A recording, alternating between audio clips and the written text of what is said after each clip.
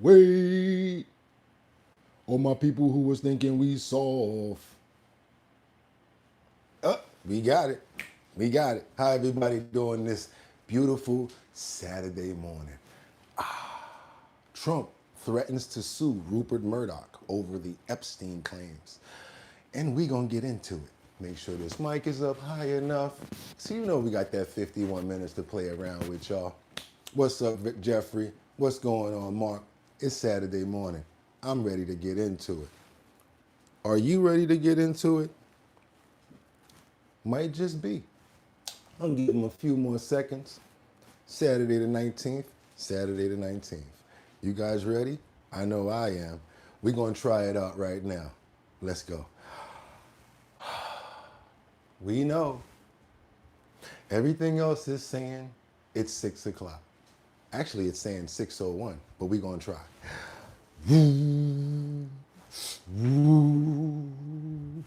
Any day you want to go so we can start with the show.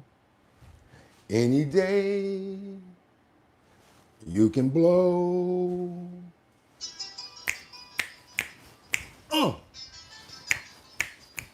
Come on.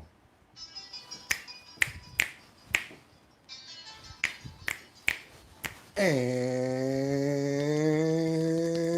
let's get those pores open. Let's get those pores open. Yes, it was a rough Friday night, but guess what? Stop, drop, shut them down, open up shop.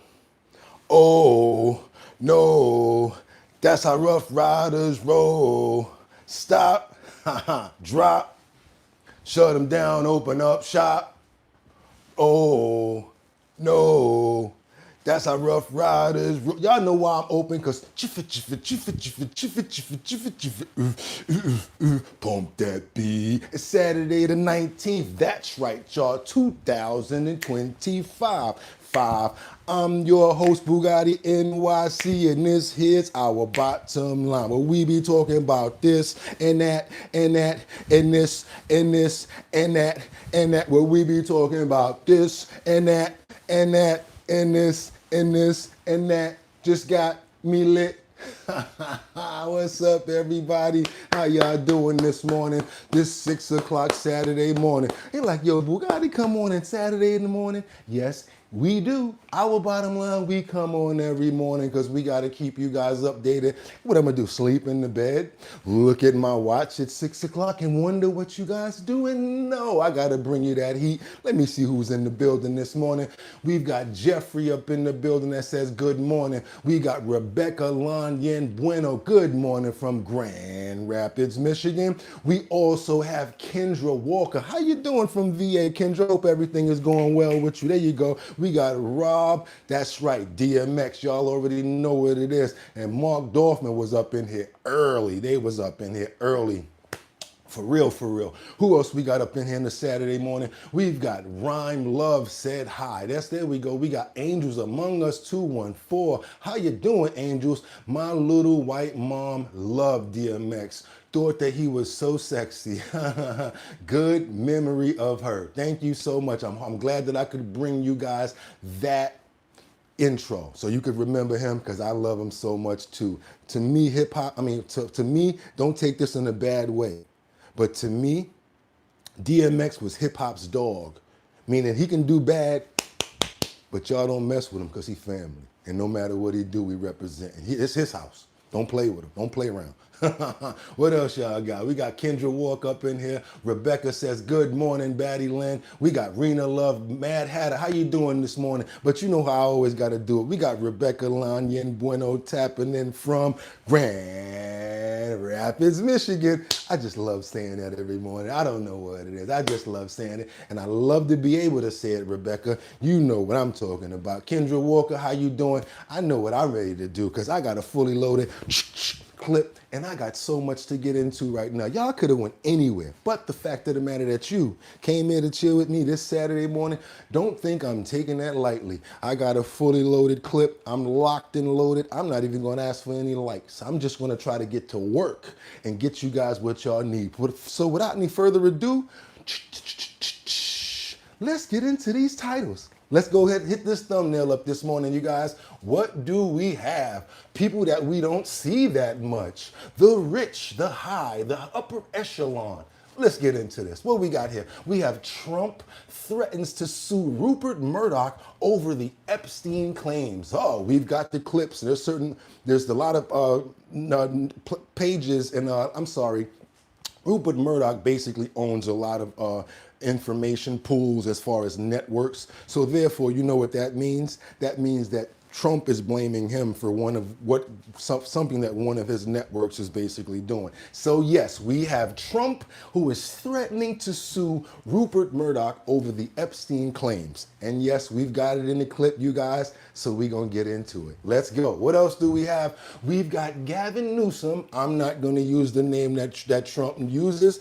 Gavin Newsom sues after the Trump administration pulls $4 billion in rail funding. What do you guys think about that? We went over that. We've been going through it all week. Do you think that was right for the Trump administration to pull that $4 billion? Do you think that the project was over exceeding the budget? Y'all let me know in the comments. I will read it. We're going to keep on going to last but not least. We've got a 10, that's right, count them, 10-year-old boy who has been arrested in Milwaukee for starting a fire in Walmart. Yep, started a fire in Walmart.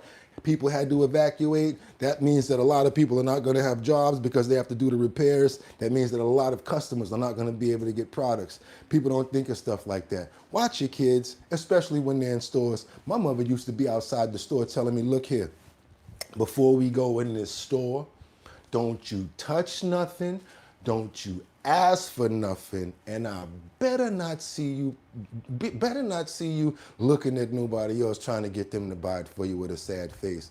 I'm like, okay, Ma. Nowadays, kids doing whatever they want. But guess what? We're going to get into it. We got a lot of breaking news. Last week, something happened that we did not cover, having to do with NATO. So we're going to start off with that, and then we're going to keep it rolling. I understand you guys may have seen this clip, but until I saw it, I said, wait a minute, we didn't even get this showed on the show. So I've got to go ahead and start this off with President Trump, who's basically speaking at a president's, as he meets with NATO, the chief Mark Rutte, and basically talk at the White House about what they're doing. Only going to give you guys 2 minutes of this, but no, we did not report it, and you know how we do it over here. If we catch it late, we still got to bring it to the forefront, and we got to get it out there. We've got much more.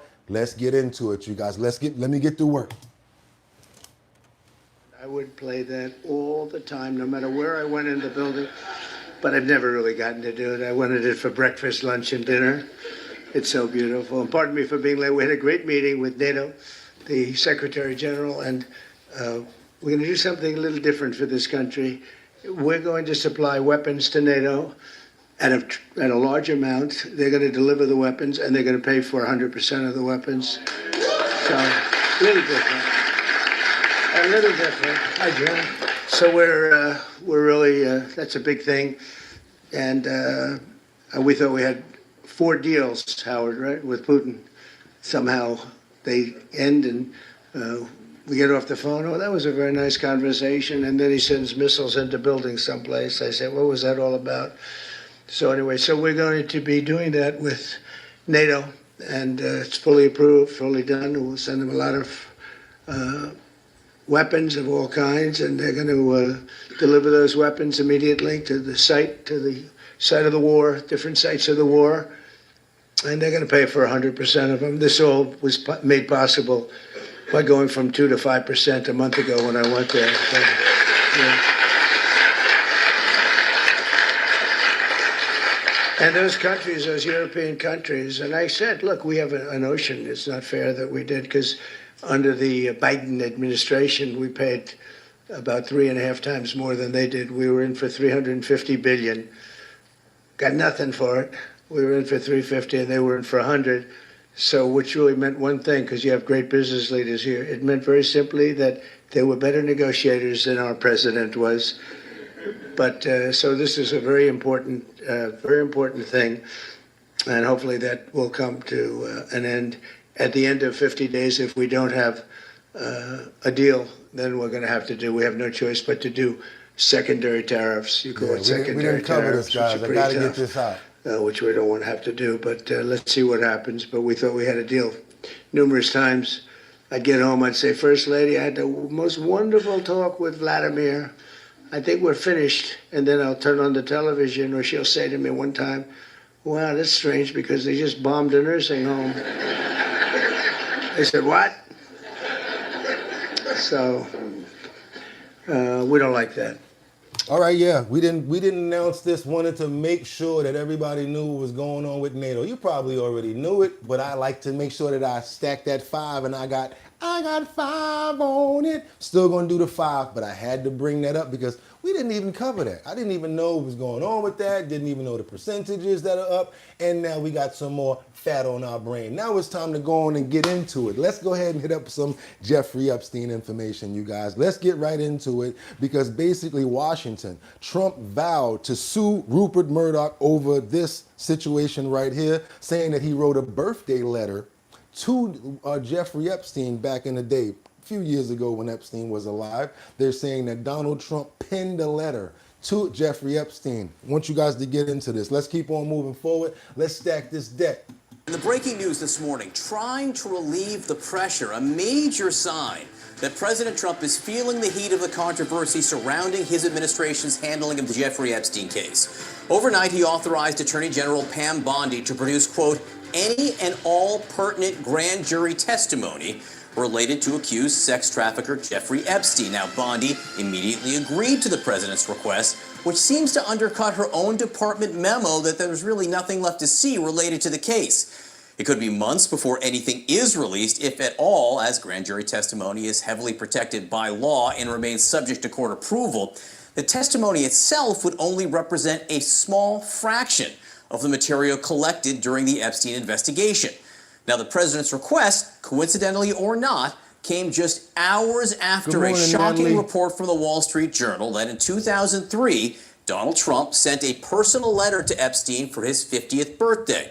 The letter reportedly contained a hand-drawn sketch of a naked woman signed, "Happy birthday, and may every day be another wonderful secret." Now, the president has strongly, furiously, as we said, denied the existence of a letter and is now threatening to sue the Wall Street Journal and its owner, Rupert Murdoch. In the wake of all this, there is a lot going on, a lot changing over the last few hours. So let's get right to the White House. CNN's Elena Treen is there.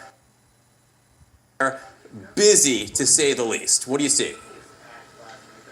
I mean, absolutely. And your question of whether the president asking for the Attorney General to turn over some of this grand jury testimony or to publish it, I should say, is not a coincidence. It's not a coincidence that it's coming after that Wall Street Journal report. The president is very angry about this. From my conversations last night, just after that story had dropped, it's very clear that what we're going to see today and some of the, turning of the wheels on this Epstein case is going to be a result of that anger. Now, I just want to read for you what the president posted last night directing his attorney general to do. He said, quote, based on the ridiculous amount of publicity given to Jeffrey Epstein, I have asked Attorney General Pam Bondi to produce any and all pertinent grand jury testimony subject to court approval. This scam perpetuated by the Democrats should end right now. I do want to note as well, we did see Bondi shortly after respond to that post from the president, posting herself with a picture of the president's post saying,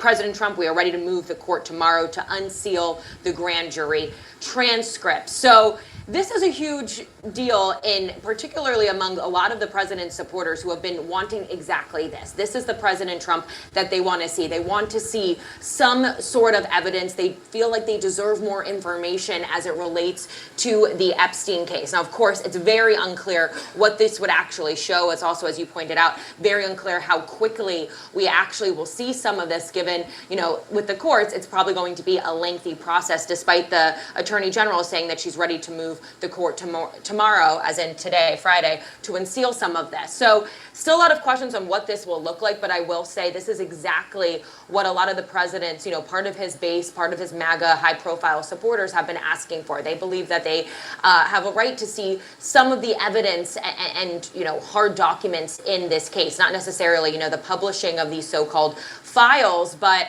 wanting really to see what more there is. We'll see if this actually ends up kind of, quenching some of that thirst from his supporters. Yeah, because they had supposedly, I mean, am I wrong? But didn't they already tell us that, okay, we're releasing the Epstein files. And then whatever files they were files or whatever we had already seen. So everybody in the chat and everybody around the world that I know was like, we already saw that. And where's all this, why is all this other stuff redacted? Where's the stuff about the children, right? Am I wrong? Didn't they try to release some files to us and y'all just wasn't having it? Y'all was like, no. Y'all was like, no. Release all the files. I ain't playing with, y'all wasn't playing. Y'all was like, we want everything. Don't just give us no hand job.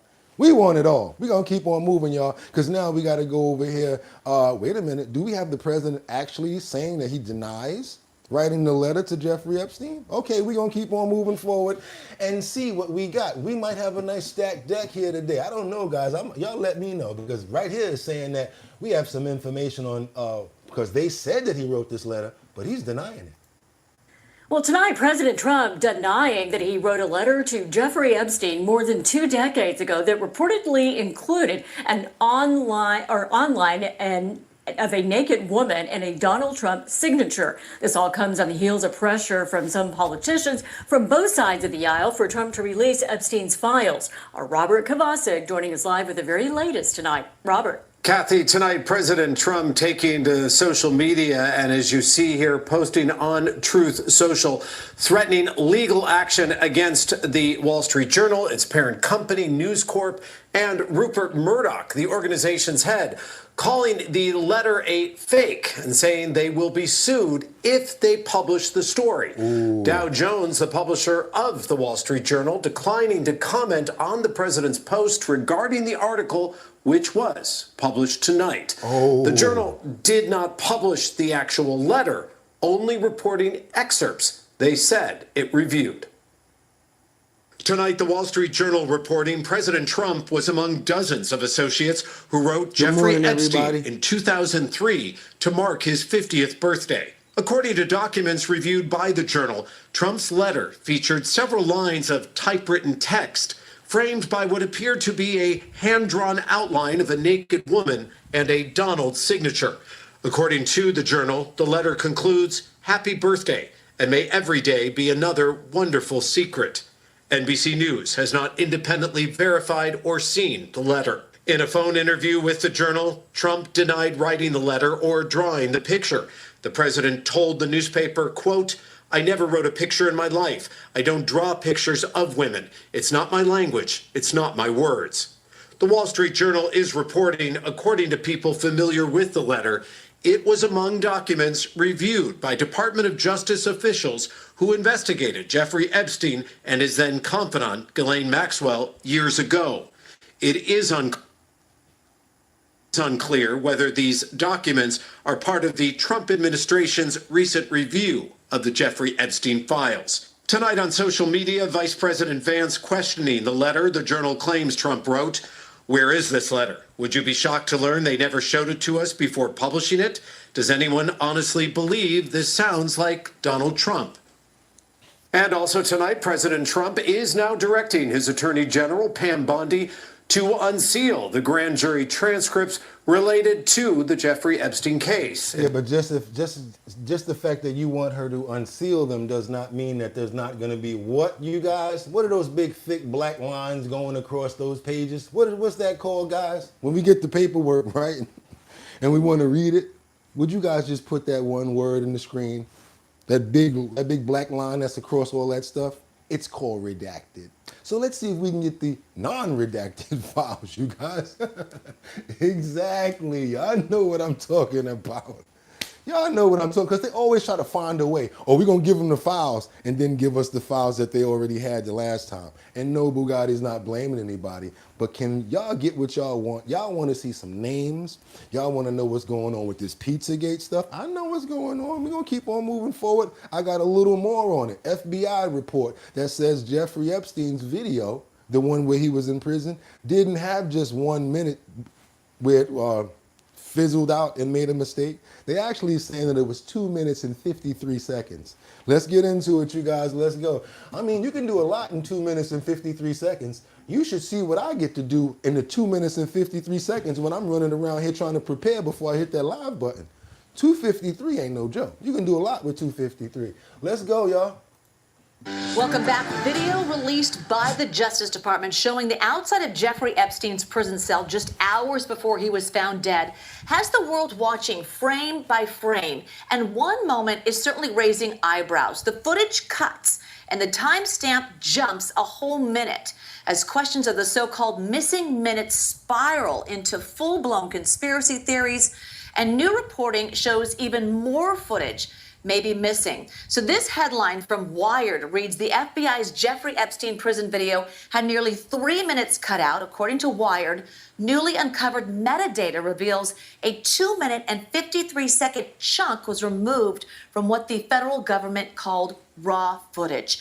So joining me live now is Dhruv Mehrotra, an investigative data reporter for Wired, and the author of that piece. Dhruv, thanks for being here. First things first, how did you figure out about this missing chunk, and how was that? Wall Street Journal took a huge gamble. If that letter isn't real, says Behavior Bender. We got Jason that says, hi, y'all getting busy up in these comments. They're gonna, oh, wait a minute, she's gonna off herself too? You're talking about Ghislaine Maxwell, I know what you're talking about. All of a sudden the list doesn't exist, right? Everyone is politics across the world and on the list. Of course it doesn't exist, says, what's that? Who's that? Jin Cat. Okay, Liberty and Justice says truth. Let's keep on moving, y'all. Video then edited. Yeah, so on Monday, the DOJ and FBI released what it called raw surveillance footage from an area adjacent to the special housing unit. I gotta blow it up. They got some AI that can tell you if the video was edited. This AI told them, oh, Adobe Premiere was used to edit this video. I had to blow the spot up. I don't care because it's crazy. It's crazy. Jeffrey Epstein was found dead. And soon after they released the data, we downloaded the files that the DOJ released and looked into sort of the hidden information that's embedded in most digital files that can show you a bit about how and when something was created, edited, or saved. It's kind of like a video's digital paper trail. And in this case, the metadata showed the footage had been edited using Adobe Premiere Pro, which is a professional editing tool. And it was saved several times and stitched together from 2 separate clips. All right, so you take that information, you see that. How does this help then piece together what happened in this case? So what are the new takeaways?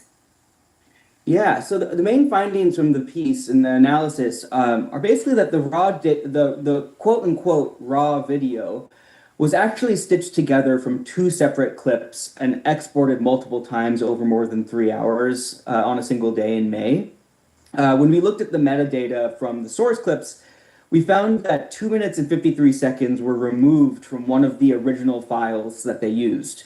And that cut happens actually right before the now infamous missing minute, which is like a gap in footage that occurred from 11:59 p.m. on August 9th to midnight the following morning.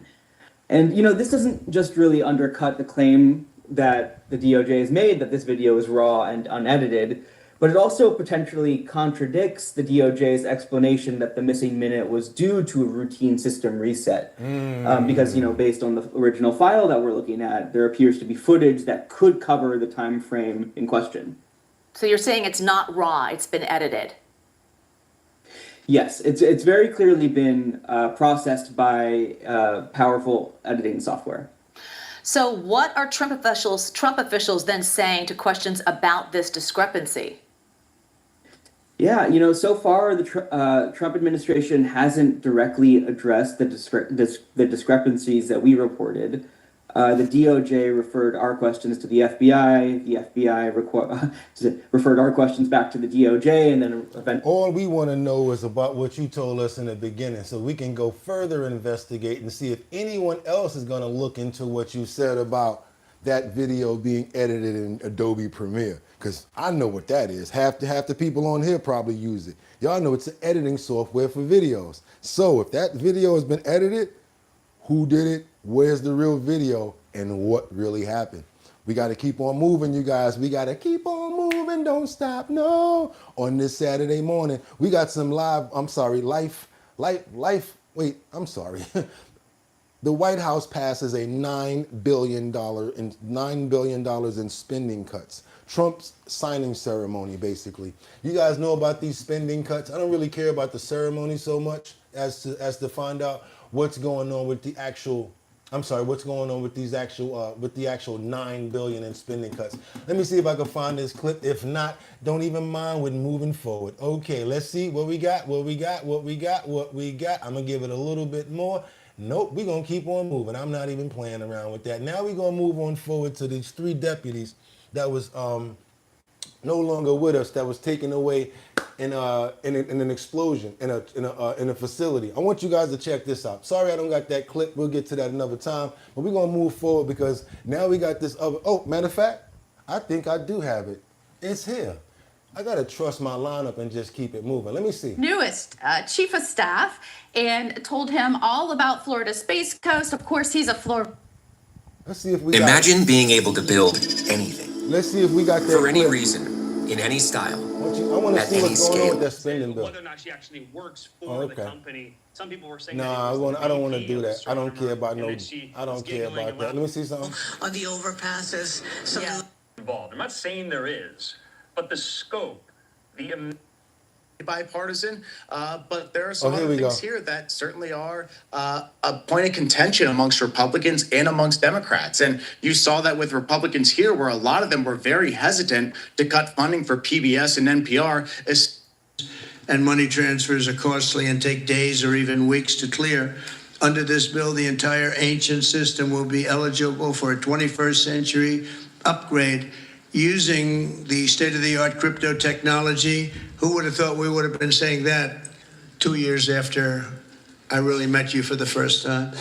The Genius Act provides banks, businesses, and financial institutions a framework for issuing crypto assets backed one for one with real U.S. dollars, treasury bills, and other cash equivalents. It's really strengthening the dollar and giving the dollar great prominence. And, you know, you have this little group called BRICS. It's fading out fast. But BRICS is, they wanted to try and take over the dollar, the dominance of the dollar and the standard of the dollar. And I said, anybody that's in the BRICS consortium of nations, we're going to tariff you 10%. And they had a meeting the following day, and almost nobody showed up. They said, leave me alone. They didn't want to be tariffed, did they, Howard? Huh? So it's amazing. All right, y'all. No, we're not going to let the dollar slide. If we have a smart president, you're never going to let the dollar slide. If you have a dummy, that could happen. Like the last one, he would. If you ever asked him about the dollar sliding, he would have no idea. But we can't let that ever happen again. Consumers, vendors, and people all over the world will then be able to use those stable coins for ultra-low-cost transactions that are cleared and settled in a matter of seconds rather than weeks and months. And it's really an amazing thing. And with the privacy, flexibility, and decentralization of cash, this revolution has the potential to supercharge American economic growth and empower billions of people to save and transfer in U.S. dollars. It's really all backed by the dollars. It's really a great thing. And a lot of, we had a lot of Democrat support. I have to tell you that. I was shocked anytime you get one but we had a tremendous amount of Democrat support, which we appreciate, and which just shows you that you're doing the right thing. This will increase demand for U.S. Treasuries, lower interest rates, and secure the dollar's status as the world's reserve currency for generations to come. The reserve currency is so important. If we lost that, that would be like losing a world war. We can never let anyone play games with us, and that's why when I heard about this group from BRICS, 6 countries basically, I hit them very, very hard. And if they ever really form in a meaningful way, it will end very quickly. I will tell you, for them, they won't be gone very long. I don't think they'll even do it. They're virtually afraid to meet. I also remain fully committed to my pledge never to allow the creation of a central bank digital currency in America. It won't happen. My first.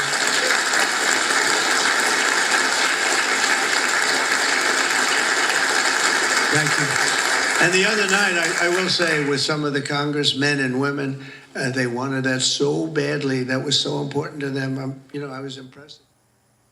Okay, so we've been listening to... And that's enough, because I don't want to hear you. We got to keep on moving. I appreciate the content, because that was some good information. And where did it come from, you guys? Straight from the horse's mouth. The way we like to get it, because when you get it third party, oh, he said blah, blah, blah, blah, abba-dooba, baba-beeba. Messing up the words and getting everything all messed up. But when you get it straight from the person's mouth, now you know you got fact that you can say, hey, you did say such and such, and you did say such and such. I got one more to stack and give to you guys until I come to the comments. So now we're going to go to doom, doom, doom, doo, doo, doom, doom. Doo, doo, doom, doom. Doom, doom, doom, doo, doo, doom, doom. Bust it. Ice, ice, baby. Doo, doo, doom, doom. Ice, ice, baby. Y'all ready? Come on over to Rhode Island, because ICE, they're saying that they should be praised after this alleged MS-13 gang member is going to get deported. And where is he going, y'all? Y'all ready? Alligator Island. That's right. State's Representative Lima says that. Let's keep on going. We got to keep on moving, because we got a lot of other stuff to stack in the deck. We got a full show for you guys. So let's go on over to see what's going on with ICE. Let's go for it. Speaking of the city of Providence, Rhode Island, the city council ordered an investigation into their own police department because of what you just saw. Because the police allegedly cooperated with federal law enforcement to arrest an MS-13 gang member. This is what the mayor had to say about his officers' behavior. I'm interested in making sure that our community knows that Providence police are there to protect them, that they will not cooperate or serve as immigration agents, and preliminarily we believe that policy was followed in that instance, although it certainly was a jarring video that I saw. It's becoming increasingly clear sanctuary cities are not a tenable reality. The whole concept of a sanctuary city was that people who were here illegally would be able to come forward about domestic violence and other things without getting deported. Instead, now they are places where police officers get investigated for trying to get hardened criminals off the street. With us now, someone who knows a lot about this case, Democratic State Representative Charlene Lima of Rhode Island, represents an area just outside of Providence. What I think is stunning is how we are at a place, in the words of the mayor, that video was jarring because, God forbid, the Providence police are there when ICE arrests an alleged fentanyl trafficker. You know, what we should be doing is commending Mr. Holman and ICE for protecting our streets from these vile criminals, these child predators, fentanyl traffickers. These are bad people. And we have Mr. Holman and ICE coming in to protect our streets from these type of people, to keep our communities safer. And instead of investigating law enforcement, what we should be doing... Forgive me for being slack-jawed hearing someone say that, because I think it's obvious that, 80% of Americans want criminal illegal aliens deported. But we don't really hear Democrats speaking like that. No, not too much opinion. Just wanted you guys to see what was going on and where we're at and what's happening with ICE. As far as the opinions, we're going to stay a little bit away from them, because you know what opinions are like, right? You know what opinions are? They're like holes. Everybody's got one. What y'all got for me over here? And we want to show some love to, who's that? Liberty and Justice, best show in the AM. Thank you, Bugatti. Happy Saturday. Thank you so much, Liberty and Justice. And you guys, can you guys show a little bit of love to Liberty and Justice for stepping up and showing some love with that $9.99 super chat? You guys feeling lucky? You want to go ahead and super chat? I know yesterday was payday, but I ain't going to say nothing. Go ahead and do what you got to do. A lot of times we don't ask for, because we got the coffee in the kitchen. We got the coffee in the kitchen, so we okay. We got a little bit of tea in there too, so don't worry about that. But what we do concentrate on is that right there. You see that right there? We like to get those likes up, because what that does is it gets more people over here, because YouTube sends out a notification and lets them know Our bottom line is on, and they rocking and rolling. I got some more for you guys. Let's get on over to the president who's talking about, to the doctors and experts and the Trump administration who's talking about President Trump's health condition. I don't know if you guys understand or know, but he's been wearing makeup on his hand because he has a vein condition. And I'm hoping that it's nothing that's going to hurt his health, because I don't want anybody, no matter who it is, friend or foe, enemy or whatever, I don't want nobody being hurt. It just sucks to be like that. So want you guys, I don't know if you know about it, but here's some information that the White House basically released about the president's skin condition and what it's deriving from. Let's get into it, you guys. Let's go. Brown for the ABC 15 political team. The White House released new details about the president's health on Thursday after speculation surrounding bruising on the president's hands. President Donald Trump underwent a comprehensive medical exam that revealed he has chronic venous insufficiency, according to the White House on chronic venous insufficiency. That's what it's called. Chronic venous insufficiency. Thursday. It's where your veins in your lower legs aren't working as well as they should, and allowing blood to pool down where gravity pulls the blood.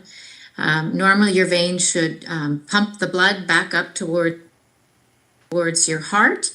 And when you have this particular condition, it just doesn't pump as well. Dr. Janice Johnson, chief medical officer at Redirect Health, said the condition is common for people over the age of 50. All results were within normal limits. The surprise announcement came after speculation surrounding bruising on the president's hand, according to the White House. This reminds me of something. I take away two things from this.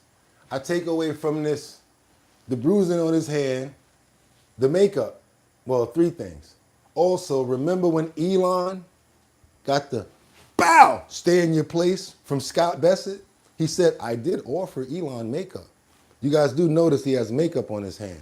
You guys also notice that's a bruise right there. That's a cut. And whatever that is being covered by the makeup. Other serious health issues were ruled out. Big things to rule out is a blood clot, heart failure, kidney failure, those kinds of things. So those are obviously serious that can cause swelling. It appears that this has been ruled out in this case, which is great. When it comes to treatment, Dr. Johnson said there are a few conservative options. For mild cases would be... I'm not going to let that go without saying to Jeffrey Spiker. Jeffrey Spiker said, so it's what Joe had, no blood in the brain? What you got, Kendra, at Behavior Banda? Oh my God, what Behavior said? Oh, I got by me. Damn, I missed it. Okay, what you said? Let me try to get it. It's Fight Club in the White House, Behavior. Oh my God, it is. It's Fight Club. And you know what's funny? That wasn't from no venous intravenous or whatever like that. It's on his hand. He probably caught somebody in the eye. Boop! Stay in your place. To wear compression stockings, compression socks, keeping legs elevated, trying to control weight, avoiding excess salt intake, avoid just prolonged sitting and standing. It is not clear how the president will be treated. Ben Brown, ABC 15, Arizona. All right, y'all, pray for the president that he's healthy. And the White House says President Donald Trump has now been diagnosed with chronic venous insufficiency. No, that was a mistake, you guys. We got so much in the clip. We do not have no time to watch another one about the same thing. You guys do me a favor, like I said, double tap that screen. Let's get some more people over here, because this information I'm about to show you, they're speaking from our palate. This right here that's about to be stated is from Washington, but it's about New York City. This is some spot-on information, and the stats do not lie. Our transportation secretary takes on these liberal cities and the crime that's happening. And this right here, every single thing that they say is what real native New Yorkers would say. I want you guys to understand that the most of the information that you get from these Ohioans, or these other people coming from all these other states trying to plant their flag in New York, thinking that they know about New York when they really don't know New York from their ass or their elbow. Because we've been here for so long. We've seen it change so many times is what I'm saying. So these new people that come here and say, hey, let's do congestive pricing. You don't know what the hell you're talking about, because now you're making people that already are suffering have to spend more money. And the Secretary of Transportation could not have got it more spot on. This is my favorite story of the day. We got a lot in the clip, but to me, This is my favorite story. And let's get it, because every single action and everything that they covered was spot on. Transportation Secretary Sean Duffy is telling leaders of all these urban areas, crack down on crime or risk losing federal funding. And he's here to weigh in. Mr. Secretary, great to see you. It looks like Jerry Nadler didn't agree with your premise. He got very indignant. Is there any positive news coming out of New York vis-a-vis their crime rate? Hell no. So a bit unconventional to have me come in and call me a liar when actually the stats don't lie. The crime actually has gone up in New York City. And Laura, you would think that if you're a congressman or if you're a city councilman, you actually want to keep your people safe. Like, that is your job. Keep people safe. Even though Jerry may drive around in with a chauffeured car, the people who ride the subway actually want to be able to not get pushed in front of a train or lit on fire. And so, again, I don't know why the politicians of New York don't want to fight for their constituents. Again, I think it's an elitist ideology.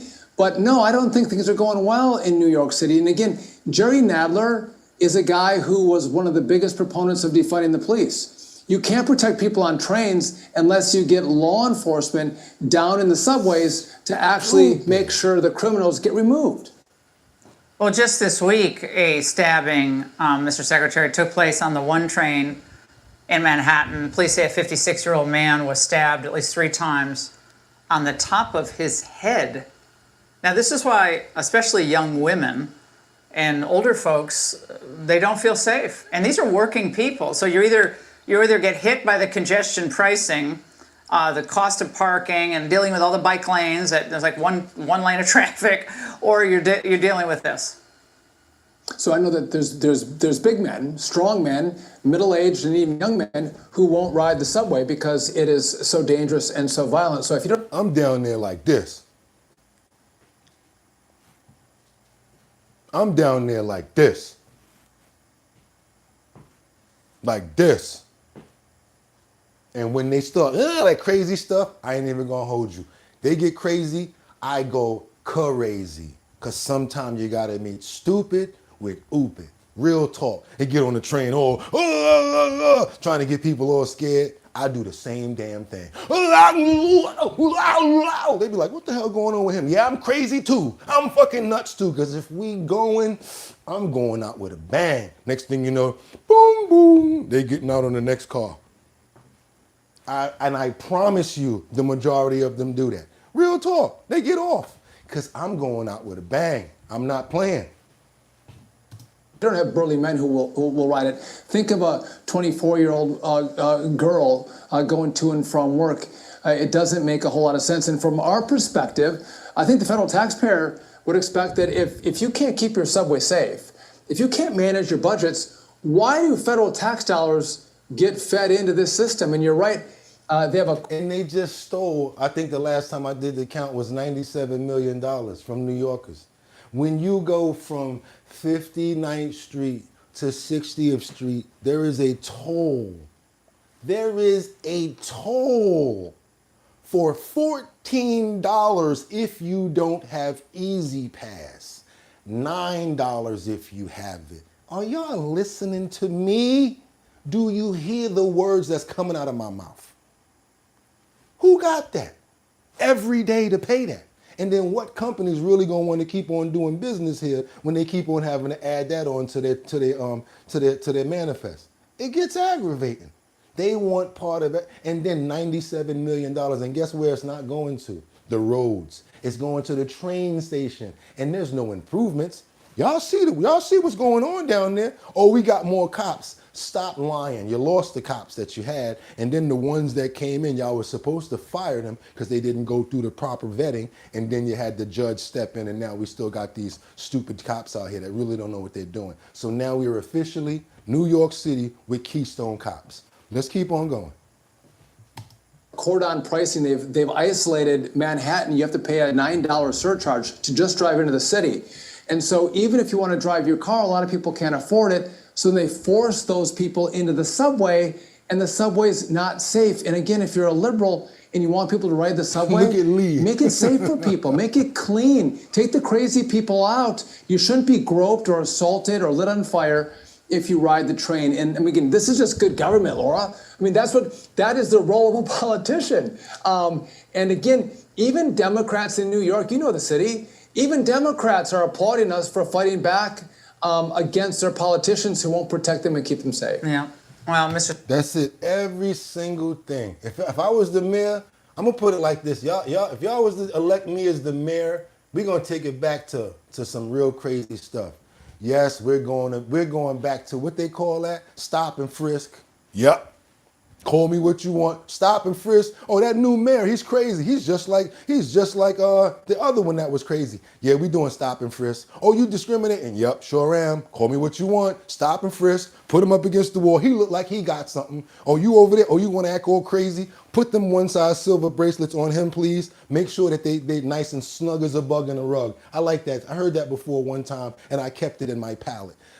Make sure that those cuffs is nice and snug as a bug on this one. I'm not gonna be playing, and we gonna be walking around with sticks. Them not no nightstick neither. I mean the big one that come off the axe, and it's gonna be a flat part like the ones that they use for that game. When you in college and you get paddle, we bringing the paddles back. Yeah, they're gonna have all their hammers and all of that, tasers and all of that, but we gonna start paddle stabbing people. Somebody doing something dumb, first thing you do, bop. Oh, what was that? Oh, I bet you straighten up and fly right. When you get hit in the middle of your back with a paddle, doing something stupid to a lady or whatever like that, want to act crazy on the train, all of a sudden the police come. Bop! Oh my God, what was that? All of a sudden now he's smart as a person that reads encyclopedias every day. Sometimes, like MOP said, violence is a universal language. When you getting your butt kicked, I bet you know how to straighten up or shut up, and I bet you stop doing what you got to do. And I know you guys don't like violence, but people like this,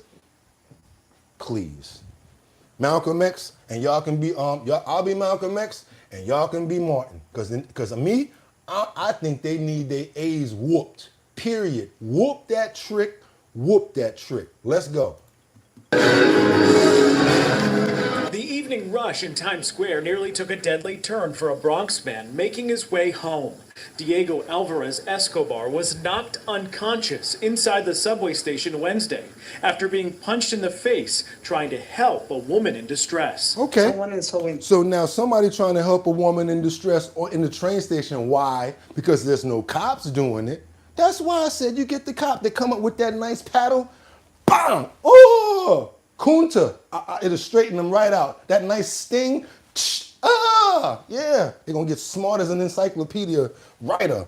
He tried to talk a lady, and then he tried to help the lady, and then he got punched in the face, and he felt. Diego Alvarez Escobar was knocked unconscious inside the subway station Wednesday after being punched in the face trying to help a woman in distress. Someone in subway tried to talk a lady, and then he tried to help the lady, and then he got punched in the face, and he fell down. The fall was almost fatal, according to his partner, Miguel Tenesela, the 51-year-old smashing his head on the floor, suffering a skull fracture and a brain bleed, according to police. The officers are there waiting for him to get recovered because they're going to follow the guy who did it. The officers are there waiting for him to recover, so when he comes to, they can ask him questions. You know what we call that on this show. We have taken over ATF. It does not mean alcohol, tobacco, and firearms anymore when we talk about police. What does it mean, you guys? Y'all ready? Whoever been here for the longest, y'all can say it with me. After the fact, when it really don't damn matter. Head all bust open, money gone, everybody there talking about, oh, I feel so sorry for you. Womp, womp, womp, womp. Sorry stories. But ain't nobody helping you pay that rent next month, and you still live in New York. And you got to make it happen because the landlord don't care as long as you can breathe. Put in jail. Cops say they've recovered surveillance video of the possible suspect video. leaving the NQR mezzanine area and are working to make a positive identification. The victim was taken to Bellevue Hospital and put on life support before making a miraculous recovery less than a day later. I tried to talk with him, and he opened his eyes, and he recognized me, and he hung in my hand, just for a second. Felony assaults in the transit system are up 7% this year, according to the NYPD, and 68% since 2019.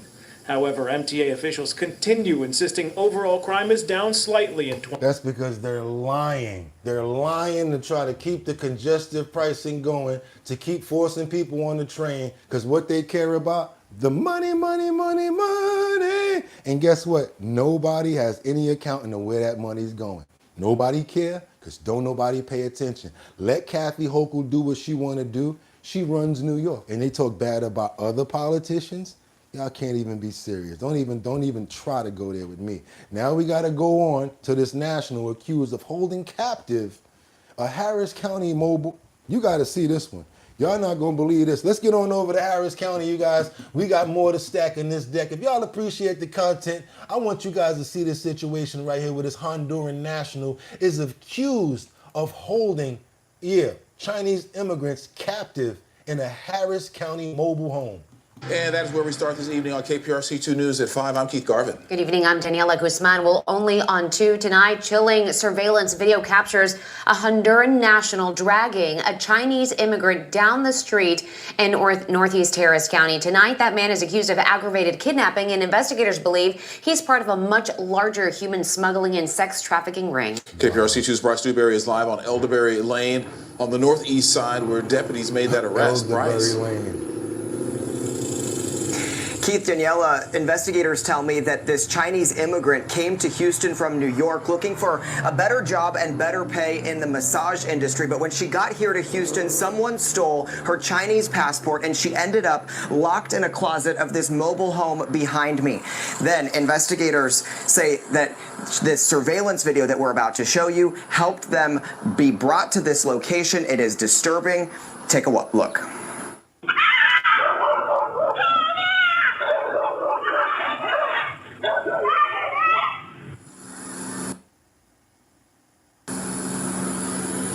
Now, if that's not the definition of kidnapping, I don't know what it is. But look at the little soldier right there, like, ooh, if I wasn't behind this gate, I would be on him. He like, let me at him, I'll splat him. Look at Scrappy do. Only thing that's the gate's there, because I'm sure that dog will help that lady. I know he would, because the way he barking. That is video from Monday, the 44-year-old woman being carried down the street here after she tried to run away. Tonight, 22-year-old Jose Carcamo, a Honduran national in the country illegally, is in the Harris County jail with an ICE detainer. The Harris County Sheriff's Office got called here because of that video. They found the woman locked in a closet of this trailer with a board screwed across the door. The woman told investigators she'd been held captive for at least 5 days, maybe longer, and she didn't remember the last time that she ate. What? She also claimed that Carcamo sexually assaulted her multiple times inside of that trailer. And she came from New York before that. Her first stop in Houston, though, is where investigators say she had her Chinese passport stolen, and that's a location that investigators are still trying to figure out. But the suspect told investigators when questioned here that he had no idea who she was, but using that video, they were able to connect him to her, and now they are looking for additional victims as well as suspects. We believe there are more people involved than just him. He obviously is not the one that drove her from New York. This is a very traumatic event.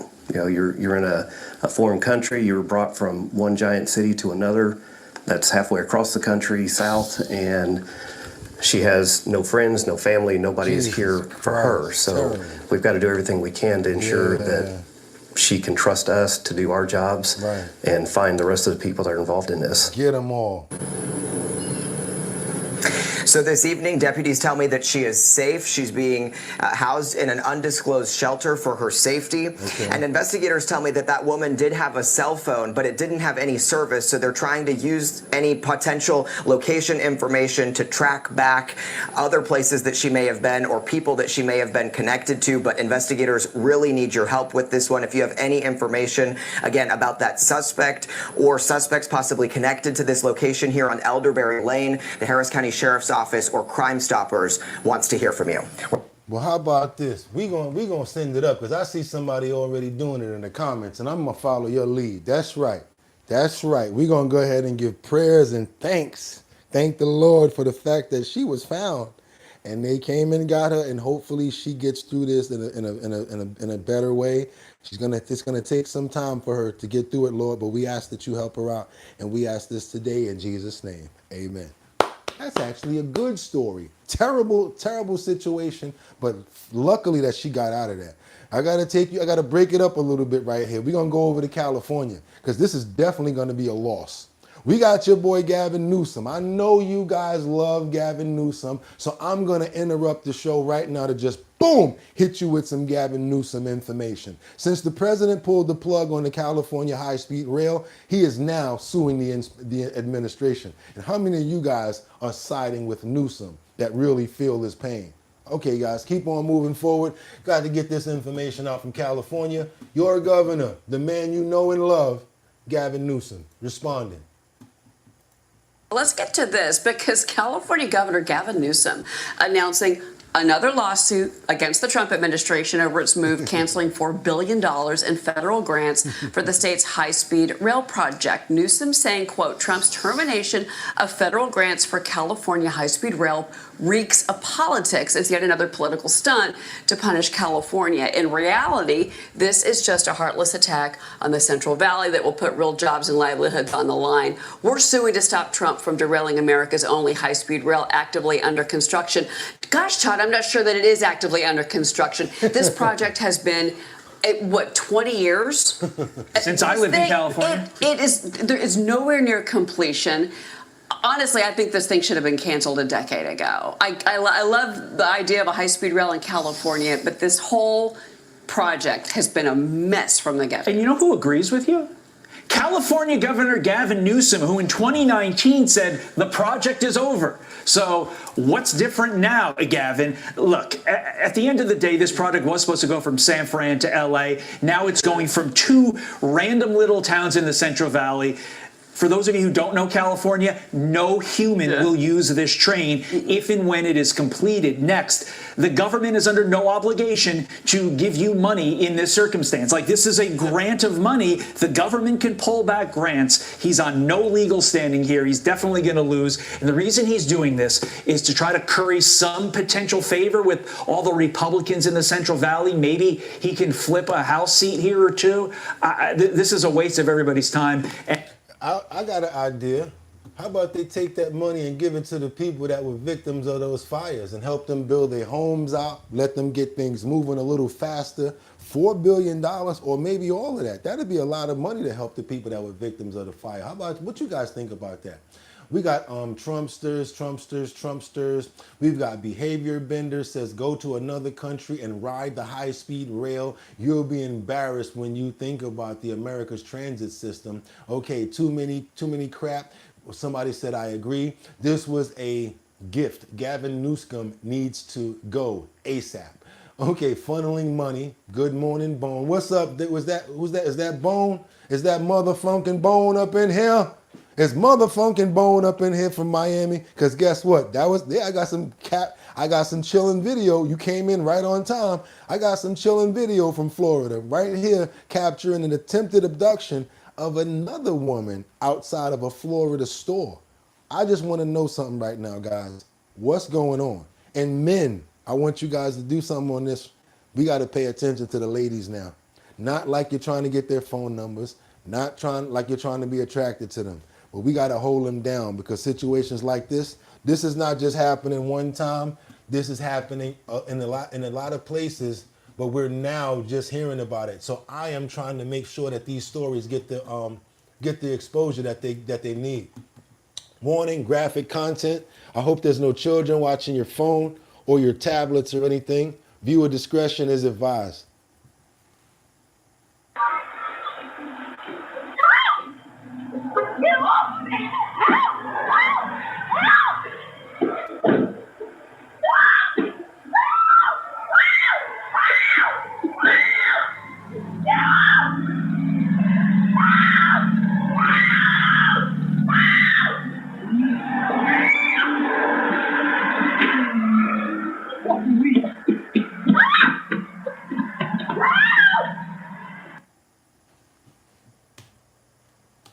So pay attention, man. Just when you hear somebody saying help, you never know what that could have been. And what if he would have got lucky and was able to get her inside of that car? What if he caught up to her? We got to pay attention to what's going on out here, you guys, real talk. I worry about that daily. And I don't want to, ain't no fear mongering here. And I'm going to warn you guys, we're about to put that word inside of the delete, the delete box. There's a box where you can put actual words in that automatically when somebody types that word, you're going to be kicked out. I am showing videos and information. I really have a problem right here when I show a video like that and somebody pop up and say fear mongering. I'll hide you. I'll do anything I can to get you off this platform because I'm not trying to do that. I'm trying to educate people on what's going on. And it's not my fault that negativity and a lot of crime is happening in these places. So we're going to keep on moving forward. We got to go over to Milwaukee right now where a 10-year-old has been taken into custody and he should be, right? And guess who else should be right along with him? Either his mother, father, or any sort of a guardian that was supposed to be watching him because he set fire to a Walmart. This is crazy right here. I don't know if it was a Walmart or a Walgreen, but whatever wall it was, somebody should have been watching their kid. Franklin has a major cleanup on the party aisle after police say the person responsible for setting the place on fire is still in an elementary school. And we have seen a lot of flames out of this. Christina Van Zels now with a look at the damage. Christina? Hey, Mary, this is the store in Franklin, close to Oak Creek, and it does remain closed tonight. Want to show you the entrance that is currently taped off. As you can see, the doors are closed to customers as crews are checking out the damage inside. Let's get the hell out of here, man. Come on! That was like, you know, the party aisle. What's gonna set fire there? A 3-second video taken by a Walmart shopper shows just how quickly these flames intensified. I was shocked, honestly, because it's like, you know, I've never seen just a random fire like that in a place that you wouldn't associate with a fire. This is at the Walmart in Franklin on 27th when first responders got to the store around 9 Monday night. Investigators haven't said how the fire started. Police say a 10-year-old boy from Milwaukee is in custody, and those officers will refer arson charges to the district attorney's office. I don't understand how a 10-year-old could even, one, think to do that, and then how did he get the equipment to do that? First responders say there was heavy smoke throughout the store and the building's automatic sprinkler system activated, which helped control the spread of the fire. April King is a merchandising contractor at the store. She believes the fire was in the party supplies aisle. Customers are impacted and employees at Walmart are impacted because they can't work. So yeah, it's a huge impact to the community, definitely. Investigators say the damage is estimated to be several $1 million.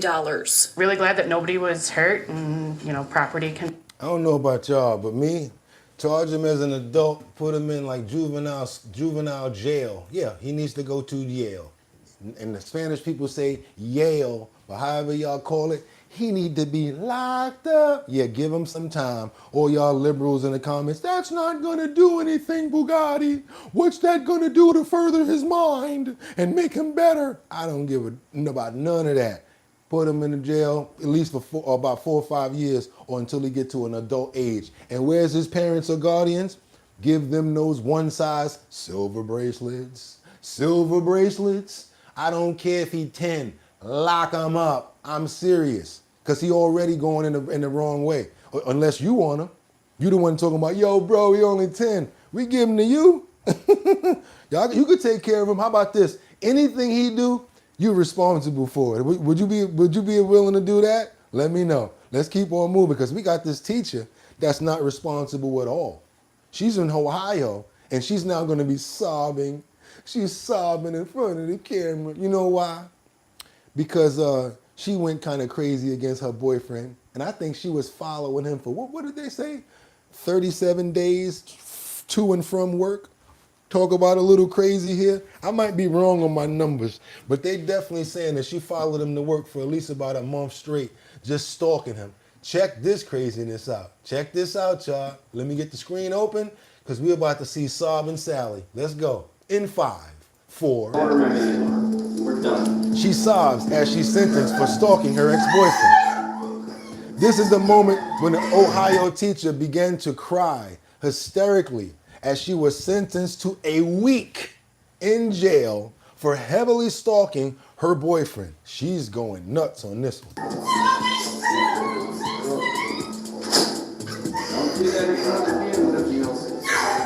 As seen in this shocking court footage posted by WKYC News.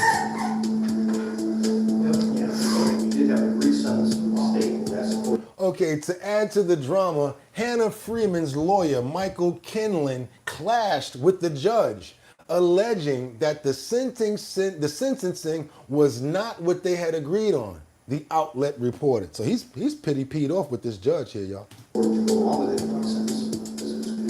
Didn't ask me. Sorry. Your bad practice. They're saying we had an agreement. Kinlan said, your bad practice is not my problem, said the judge. This is not my problem. I don't think it's my problem. We're done. Hannah Freeman? Hannah Freeman? Are you supposed to be up here? You are? Were you in his vehicle earlier? Well, we got a complaint from him that you were in his vehicle tonight and you're harassing him and stalking him.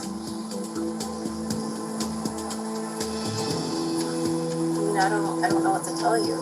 Okay. Did you take some items from him last night? You don't got anything on you that's gonna stick, poke me, anything like that? No.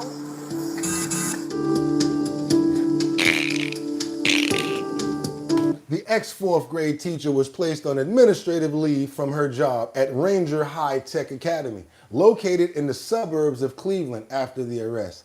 Pretty woman, you know, sometimes you gotta let it go, boo. Know how the song go when Teddy said it? Think I gotta let it go. Doom, doom, doom, doom, doom. Looks like another love TKO. Oh, looking back over the years, I guess I shedded some tears. This is one of them situations right here. Sometimes, fellas and ladies, you gotta let it go. Real talk. We're gonna keep on moving forward because now she gotta do that week. She already went crazy because she's not even used to doing 5 minutes. She's like, what's gonna happen to me? You mean I'm really gonna get arrested? You know how them Karens are. How dare you lock me up? We're gonna keep on moving forward because now we got this local 10 situation with this newscaster. He just wanted to try to get some information on what was going on with this restaurant because they had inspection questions. Well, guess what? Pow! Stay in your place. When he went there, the employees were not too happy about him asking questions about their inspection situation. Check this out. You talk about somebody taking their job serious.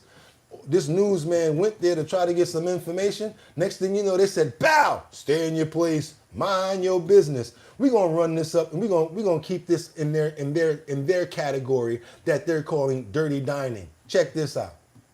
Shut down again. A South Florida buffet with a disturbing history of health violations is back in the spotlight, but this time it's not just about roaches, rodents, and threats to your health and safety. When Local 10 investigator Jeff Weinseer showed up with questions, he and his photographer were attacked.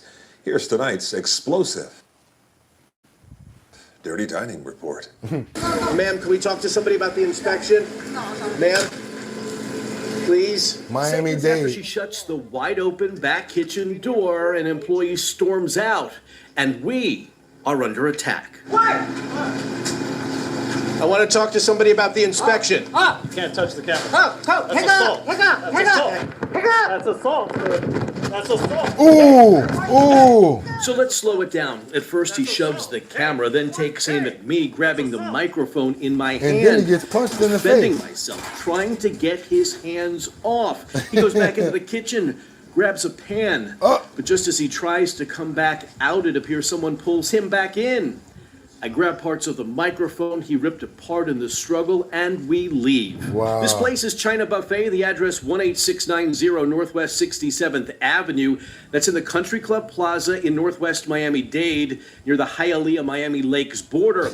Last week, an inspector showed up here during a routine inspection, found 21 violations, ordered the place shut down, and among the violations, live roaches crawling on a wall above a sink. On a beverage station counter at the hibachi station. Fish and chicken were being held at unsafe temperatures. There was no sanitizer in the dishwasher. What's that? The inspector had to return twice before China Buffet was cleared to reopen. And if this face looks familiar, hey, how are you? It's the same man who confronted us back in 2017. This is the 7th time since 2014. China Buffet has been ordered shut for rodent, roach, and flying insect issues. Do not eat at China Buffet in Miami-Dade. I don't care what anybody tell you. You could be starving. Go get a bag of potato chips, and I don't even like chips. Do not eat that crap. What y'all got for me in these comments? He hasn't aged. Oh, hell no. 1975, if you can't act like a law-abiding citizen, then get out. Unreal. Doesn't want people to see him serving rats. That's what they had in them containers. Second time. China Buffet has been inspected 46 times, racked up 546 violations since April 2017. Disgusting. That's double the average. The state has issued thousands in fines, but the problems seem to be crawling back. The Department of Business and Professional Regulation has said before they work with businesses to try to bring them into compliance, and their goal is not to yank licenses permanently, even for repeat offenders. So China Buffet was allowed to reopen again following an ordered cleanup and reinspection. I want to talk to somebody about the inspection. You can't touch the camera. That's assault. Do not you see Miami-Dade. Somebody in the comments said Miami-Dade is the worst. From what you're saying and from what their laws are, it seems like you might be right. Because they ain't do nothing about it, but say, oh, they let them reopen because they cleaned up. Oh my God. Do not. None of these people in my chat, none of my co-hosts, y'all better not go eat no China Buffet. Do not, and tell your friends. When y'all going to Miami-Dade, you might want to go down there to go to the beach. Don't eat that garbage. Don't go there. We're going to go over to Los Angeles right now because we got some new chilling new details about this double pow-powing of the American Idol executive and her husband. We got some new information about that situation that happened when they lost their lives, you guys. Let's do this update on this bad situation right here. Sad story, and it's very chilling to find out, what actually happened behind the story. So let's get into this. Shocking new details in the double murder of an American Idol executive and her husband. The Encino couple found inside their home days after they were killed. And late today, police announcing an arrest. And while that suspected gunman is in custody, there are a lot of unanswered questions tonight, including a motive. Eyewitness News reporter Jory Rand live at the scene with what we're learning tonight. Jory. Mark, Robin Kay and her husband bought this $4.5 million home here in Encino just about 2 years ago, but they were already in fear for their safety. About 6 weeks ago, there was an attempted break-in. They sent out letters to the neighbors looking for help to try and organize to keep people safe, and their fears were justified last week when a man broke into their home and shot them both dead. The bodies of the victims, now identified as American Idol music supervisor Robin Kay and her husband, Tom DeLuca, were discovered Monday afternoon in their Encino home. At the yard of the residence, they observed some signs of trouble. They then breached one of the glass windows, went inside the residence where they found both of the victims deceased who had suffered from multiple gunshot wounds. The LAPD says their murders took place back on July 10th. They received 2 separate 911 calls that day about a possible burglary. Armed burglary in progress. Watch this. Local resident Watch Tim this. Pingle drove by and live streamed as police responded. So now he's there. This is a live streamer streaming the cops come to the location. Watch what the cops do in this sanctuary city.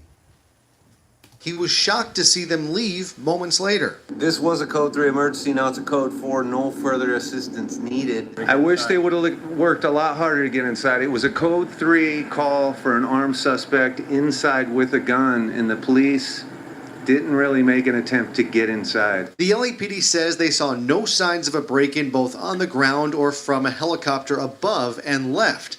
Had they entered, they would have found the victims. Instead, their bodies would remain there for 4 days until a friend called 911 and was able to open the gate for officers who made the grisly discovery. They were also able to access security video, which caught the killer on camera hopping a fence and entering the home. He was there for approximately half an hour. When the homeowners returned back to their residence, a violent struggle ensued. The LAPD used facial recognition technology and other forensic evidence to identify 22-year-old Encino resident Raymond Budarian as the suspect. He was arrested today without incident. Neighbors here have been left shaken. We used to think this was one of the last safe neighborhoods. You know, I've seen the crime slowly creeping through the valley. This is the best neighborhood. Why somebody has so much hate to kill somebody? Unimaginable. But it just shows you no matter how much protection, security you have here, if they want to get in, they're going to get in. So the LAPD is now working to see if that incident back in May, that attempted break. Whatever. Don't nobody care about no LAPD. They the ones that could have probably saved them people's lives or whatever. They probably could have been injured. You never know. Somebody could have been injured and probably been able to get to the hospital or whatever like that. They ain't even try to get inside. Oh, we can't get in. Well, how that other guy get in there? How the robber get in there? How about you fight a way to get in there until you can figure out what's going on?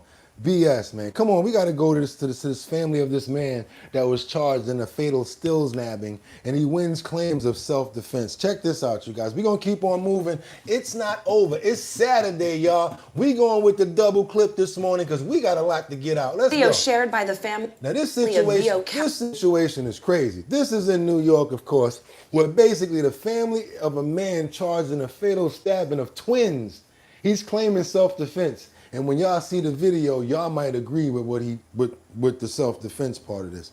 This is in New York again, sanctuary cities, where no police patrol the streets. I want to say that again. No police patrol the streets.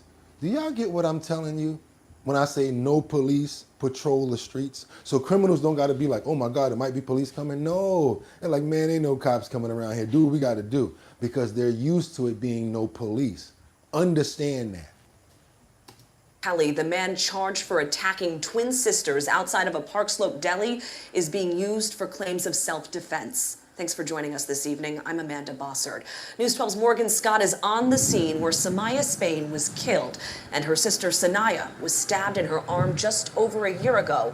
Now, when you hear a story like that, it sounds terrible. Let's get into it. With a closer look at that new video, Morgan. Yeah, Amanda, it was right here where police say Samaya Spain was killed and her sister stabbed in her arm after their rejection to advances made by Vio Kelly made him turn violent. But today, Kelly's loved ones say this new video shows that the moments before the stabbing actually occurred will tell a different story. Yep, sure will. Right away, you can see a group of 5 girls, including the twins, fighting then 20-year-old Vio Kelly on that early morning in March. They're literally stomping him out, acting as savages. He just got out of a wheelchair 2 weeks prior to that situation, so there was no way he can just jump up. Another girl pulls out a knife, although never appearing to use it. Kelly's sister Faith says that should have been enough. Anyone who saw that video can definitely say that it was an act of self-defense. It seems like they were antagonizing the situation. But the video captures moments before Samaya and Sanaya were stabbed by Kelly. Yep. At that point, it appears that both groups were already dispersed, raising questions about what then happened in between that time. They're not showing the actual part where he came from the rave, went into the store, and how it started. Ramos, speaking on behalf of the twins' mom, says Kelly was always the initial aggressor, and in the end, she believes he came back around with clear intentions. They got out the store and he came back by himself. His friends didn't come back with him. So within his intentions was he was going to hurt one of them. Now, Kelly's sister tells us that since her brother was sent to Rikers, her family has had to move for safety. But she's hopeful that videos like this will help tell the state of mind her brother was in. But on the other hand, the Spain family saying that hurt will never go away, and they've never been the same since Samaya was taken away. So we don't know. We didn't see the lead in. If I find it, I'll let you guys know. I don't know what led them to jump him. I don't know if he did something to make them want to jump him and stomp him down on the ground while 5 people were stomping him. But yes, 9 times out of 10, it's happened a lot. I've seen it happen. Where you jump somebody and they go and they get something and they come back. You guys know human nature. Got to be careful out here. All these small arguments, check this out. Let me give you a word of advice from me. Because I always used to just run off and feed into the fire. And next thing you know, we arguing and we fighting. Oh, you stepped on my sneaker. Oh, you looked at me a certain way. What you looking at? Why are you staring at me? I'm staring at you because you're staring at me. How about this? All of that's nonsense. Let them stare at you and you keep it moving. Get to live another day. No scar, no hole. Get you behind home. And if they call you a punk, you an alive punk. How about that? Make it home safe and let them call you whatever they want from where they at. We're going to keep on moving forward because now we got to go to Round Rock robbery where it leaves 2 teens pow-powed and 2 others injured. Yep, we got to go on over to Texas, y'all. Let's keep on going. I'm stacking this deck because it's everywhere. We got to go over to Round Rock. Round Rock police released the identities of the 2 teenagers who were killed in a shooting over the weekend. Fox 7 Austin's Katie Pratt is live in Round Rock tonight with more. Katie. Mike, Round Rock police are not providing any updates at this time, but we did speak with someone who lives at the apartment complex where the shooting took place. 4 people were shot in an arms deal gone wrong at an apartment complex in Round Rock. I never thought it was going to happen here, so it was just this very strange situation. 2 teenagers were pronounced dead at the scene. They've been identified by police as 17-year-old Brian Kinney of Austin and 18-year-old Samuel Mason of Pflugerville. One of the kids that got shot went all the way to the 3rd floor, and he stayed there until police arrived. He was one of the 2 of the 4 that survived. The other 2 died on the scene. One in front of my patio. According to the Round Rock Police Department, detectives have reason to believe 2 groups were meeting up to buy a firearm. But what was meant to be a sale turned into a robbery. Basically, hear like 10, 12 gunshots at that time. 7, 8 people running everywhere. It happened at the Bellwood Apartments near Kinningham Park on Saturday afternoon. They were doing a gun transaction or something, so it went wrong, and everything went sideways. Reyes says the teens don't live at the complex. Round Rock police would not confirm if anyone has been arrested or provide a description of a suspect, but would only say that the investigation is ongoing. All the time, all the time. It's always ongoing. How about this? I don't want to be the victim of anything where you got to say it's ongoing. We still trying to figure it out. No, thank you. And yes, we're going to pray for the souls of the 2 teens that lost their lives in this tragic situation. Doing something that they probably shouldn't have been doing, but guess what? Their souls still deserve to be respected. And we ask this in Jesus' name. Amen, Lord. Amen. I don't know where you want to take them or what you want to do, but yes, we're going to show our respect as much as we can. And now we're going to go on over to Cincinnati, where the police, they're clashing with these protesters. We got the double clip today, told you guys, your boy is working. It's not a game. Double tap that screen because we still got it locked and loaded. Let's go on over to Cincinnati. Let's go to Cincinnati. A protest unravels into chaos on the Roebling Bridge. Video here captured by a demonstrator shows police officers struggling to arrest a man. I don't see struggling to arrest. I see a lot of blows being thrown, and I'm not trying to play no favorites over here because I know a lot of people don't like the police, and they try to say, whatever, but I think that was a little excessive.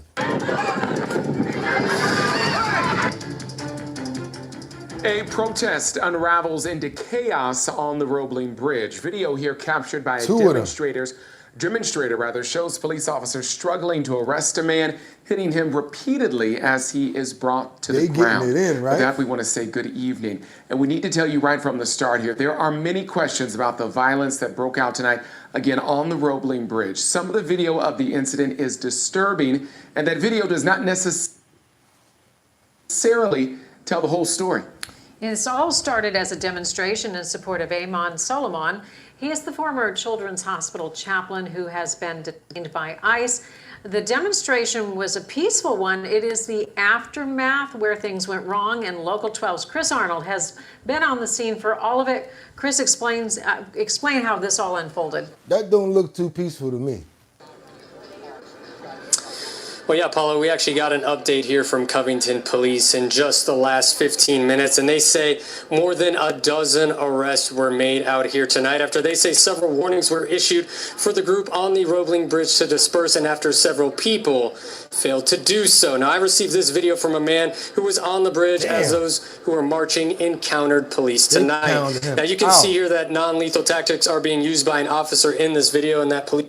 He said, now, as you can see, non-lethal tactics are being used by an officer. What, you talking about the one with the pom-pom? I'd rather get hit than that without all of them poundings to the head he getting. Lord mercy. Lord, give me a sign. I saw that in the comments. They popping him in the head for real, y'all. Police have someone on the ground using physical force on that person. Now, the release from Covington PD tonight doesn't go into detail about why this use of force was used during the situation. I spoke with a woman who says she was there as this was all taking place and that she ended up with a bloodied wrist. I'm American, and he just threw me down on the ground, and he bloodied me up, and I am 70 years old. This is my country. I am American. I told him that. I said, I don't know what you're doing. I said, you're crazy. Somebody, all of a sudden, he came over and beat this nice guy up next to me, young kid. Beat him just up. threw him down on the ground and started punching at him and tasing him, just like he did 2 other people. And then he bloodied me up and threw me on the ground. Okay, y'all, what y'all think about this? I want to know what y'all got to go. What y'all got for this? This is non-lethal, right hand, word question marks. The cost of living is so high in New York, you could own a house here. That's right. This is sick. Okay, what else y'all got? We don't want you here. Then somebody's running. Stay your ass on the ground. Ooh, somebody said stay your on the ground. That's what you're trying to say. I get what you're saying. I am an American. We know that. Homeboy said, we know that, but you also a Karen. Boom! Stay in your place. Come on, y'all, let's keep on going. Because, you know, we got more in the clip. That's what happened with those protesters, and it just went down like that. We got scratching and fighting to surviving. Good times. That's what they was doing over there. They was living the good times. Now we got to go on here to get to this exclusive ICE content where the arrest was made on this migrant who R-worded conviction and had a violent history, and guess what, y'all? Made it back into our country. But what did they do to him? He got locked up and they ain't letting him out. He's going to Alligator Alcatraz. Let's go. Let's get into it, y'all. Told you we double stacking this deck today. Apprehending a violent criminal alien, one with a prior rape conviction and a history of illegal crossing the border. Now, we're learning that man was recently booked on another felony offense, but the city of Arlington let him go. All because of the city's Democratic leaders that cut off all cooperation with ICE. Hello, everyone. This is Outnumbered. I'm Emily Campagno, here with my co-host, Harris Faulkner. And also joining us today, Kennedy, host of the Kennedy Saves the World podcast, Laura Trump, host of My View with Laura Trump, and Lawrence Jones, Fox and Friends co-host. Now first, let's go live to national correspondent Griff Jenkins with more on this story. Griff.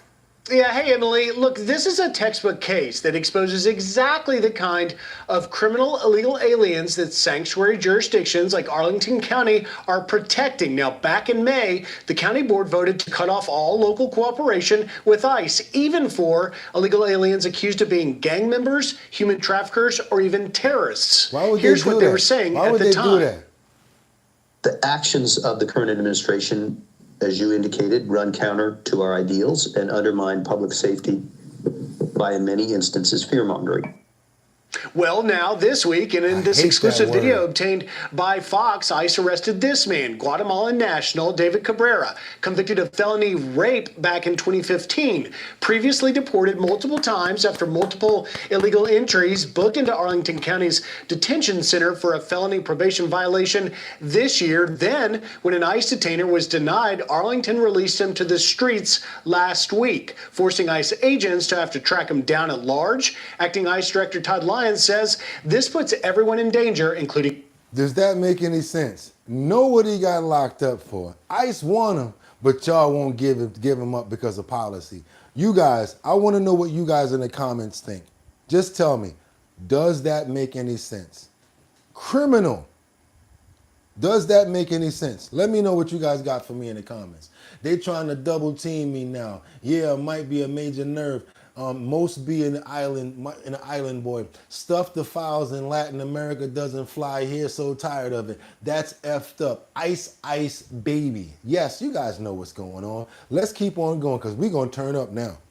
Y'all thought it was a game? Do your boy a favor. I'm asking for likes.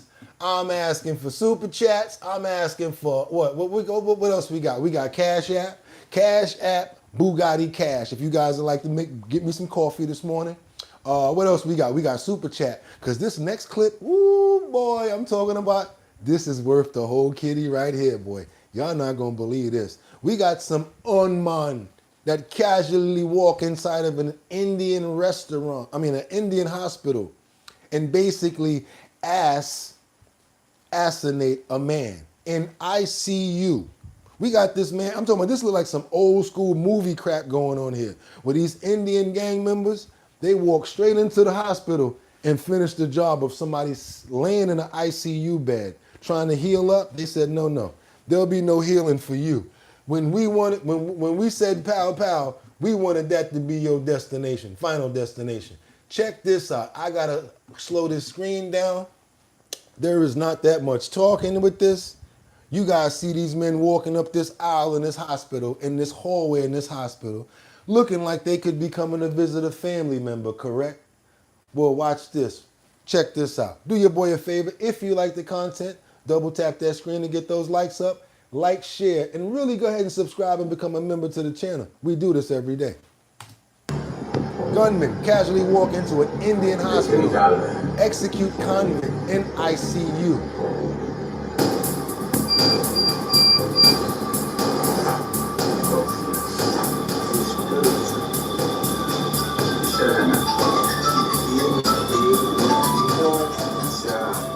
Shows 5 armed men calmly enter the Paris hospital in Patna, Bihar, Northwestern. He a little late in the back.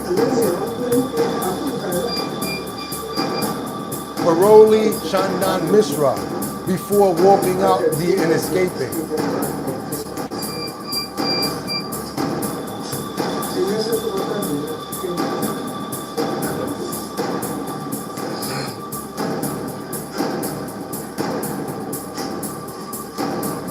Now the job is done, they finished doing what they gotta do. And now what you're gonna see is, of course, they getting up out of there.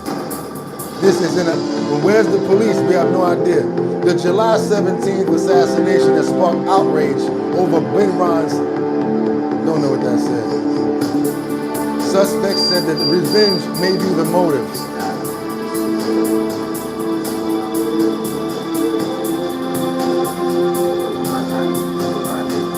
A manhunt for the suspects is underway. Again, ATF. A little bit too late. Where's the house security? Where's security for the hospital? Don't know. They said that was possibly an inside job. Somebody probably set them up on purpose and made sure that the floor was clear at that specific time for them to come in and do that. Now that remind me of a Scarface movie. What y'all got for me? Cheap suits? Diddy, it's funny because MAGA is whatever. Okay, said hi. What we got over here? We got a $200 super chat from Harley. Hope all is well with you and all of the members. Everybody.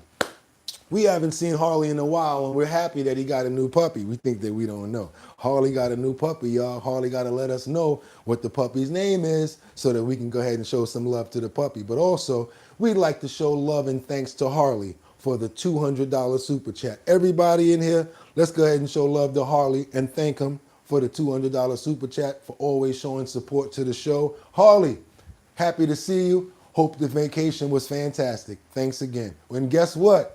We didn't forget about you. We decided to change the Burlington gift certificate. We're going to donate that monetary to a dog shelter in your honor instead of doing that Burlington thing. No one actually came up with a good job description or something that they needed, and we still have that sitting there. So I want to make sure you know that we're still going to honor your love for the animals, and we're going to donate that to a no-kill dog shelter. And we're going to have the follow-up information for you to see as well. We got to keep on moving forward to Pasadena. And again, everybody, Thank you so much, Harley. We appreciate you. Family of a man, pow and done in a restaurant. They believe that he was targeted. I want you guys to see this. We get into it, you guys. As you know, we're doing a double show today. We got the clip fully stacked. I want you guys to get into this situation right here. Let's go over to Houston. Everybody in Houston, come to the front of the stage, please. The widow of a man killed at a restaurant on Friday night now says she believes her husband was targeted. Investigators say Eddie Zamora was shot to death when he went to Bubba's 33 in Pasadena. These are photos of him with his wife. Police say he went to meet up with a former co-worker who is charged tonight. But there's another layer to this story. He didn't just get arrested for nothing. There's a layer to this story. And I want to know, real talk, when you guys see this story, please follow up. Stay on topic with the comments because this has a swing to it. Let's go, guys. Let's go. now, Zamora's attorney says the story is more complicated. ABC 13's Maya Shea is unraveling it. Eddie Zamora's widow tells us he was a loving husband, a father, and a stepfather. But court records show he was also facing serious criminal charges before he was shot and killed. And now Zamora's attorney tells us he believes this all could be linked. This might be one of the strangest scenarios I've seen in my nearly 30 years of practicing law. When attorney Mark Morash got a call from Eddie Zamora in May, he was hired to defend him against allegations that he had molested a family member. Morash helped Zamora turn himself in and prepared a vigorous defense. I had spoken to my client about doing a polygraph test, and he was in agreement with that. But Zamora never got to take that lie detector test. Last Friday, minutes after talking to his attorney, Zamora went to Bubba's 33 to meet former co-worker Kenneth Leon Scott for a drink. This man had been contacting my client, pressuring him to meet up, wanting to meet up, have a drink, that sort of thing. And that night, my client finally relented. This had been going on for 2 or 3 months. And my client relented and said, yeah, I'll meet you up at wherever, and I'm going to bring my wife. And according to my client's wife, he's like, no, don't bring her, just us. And so then he's killed as soon as they meet up. Scott is now charged with murder, but Zamora's widow believes his motive may be related to Zamora's criminal charges and previous family court disputes. Pasadena police and Harris County sheriffs confirm they are looking at all aspects of Zamora's life leading up to last Friday, and Morash says he now believes his client was targeted. Originally, someone had voiced that concern, and I just kind of laughed it off. I was like, can't be, you know. This has to be some argument in a bar. I mean, when you put hands on an underage family member and they said that they've been trying to get them to come out and have a drink for a long time, I've heard that in Texas. I know guys that are in Texas that told me you can pow somebody on your own property. And the slick way that the OGs do it, you know what they do? They call you up on the phone and say, hey, come on over, let's have some beers. And then next thing you know, once you go on their property, pow. He tried to do something. And yeah, it's really hard to defend it, especially if you guys have a little argument or whatever going on. So yeah, that seems to me like a setup, and some people had some intentions behind that because of what he prior did. What you guys got to say about this in the comments? Damn, Pac 126. Kendra said, please be respectful in the comments. Kendra, just say their name, and I'll get them up out of here. That's right, the dog's name is Sadie. Sadie, don't you know we love you, sweet Sadie? Remember that song? There's no one above you, sweet Sadie. Living in the past. You need to play that song for her, Harley. When you get a chance, Harley, play Sadie for Sadie. You're gonna like that. That's a nice song. You're gonna love that song. It's our time too. It's a nice. Anybody know Sadie? They're gonna love that song. Play that for the dog while you playing with her today, Harley. Go ahead, double tap that like, get those likes up for Sadie. We got to go over here to do a situation with these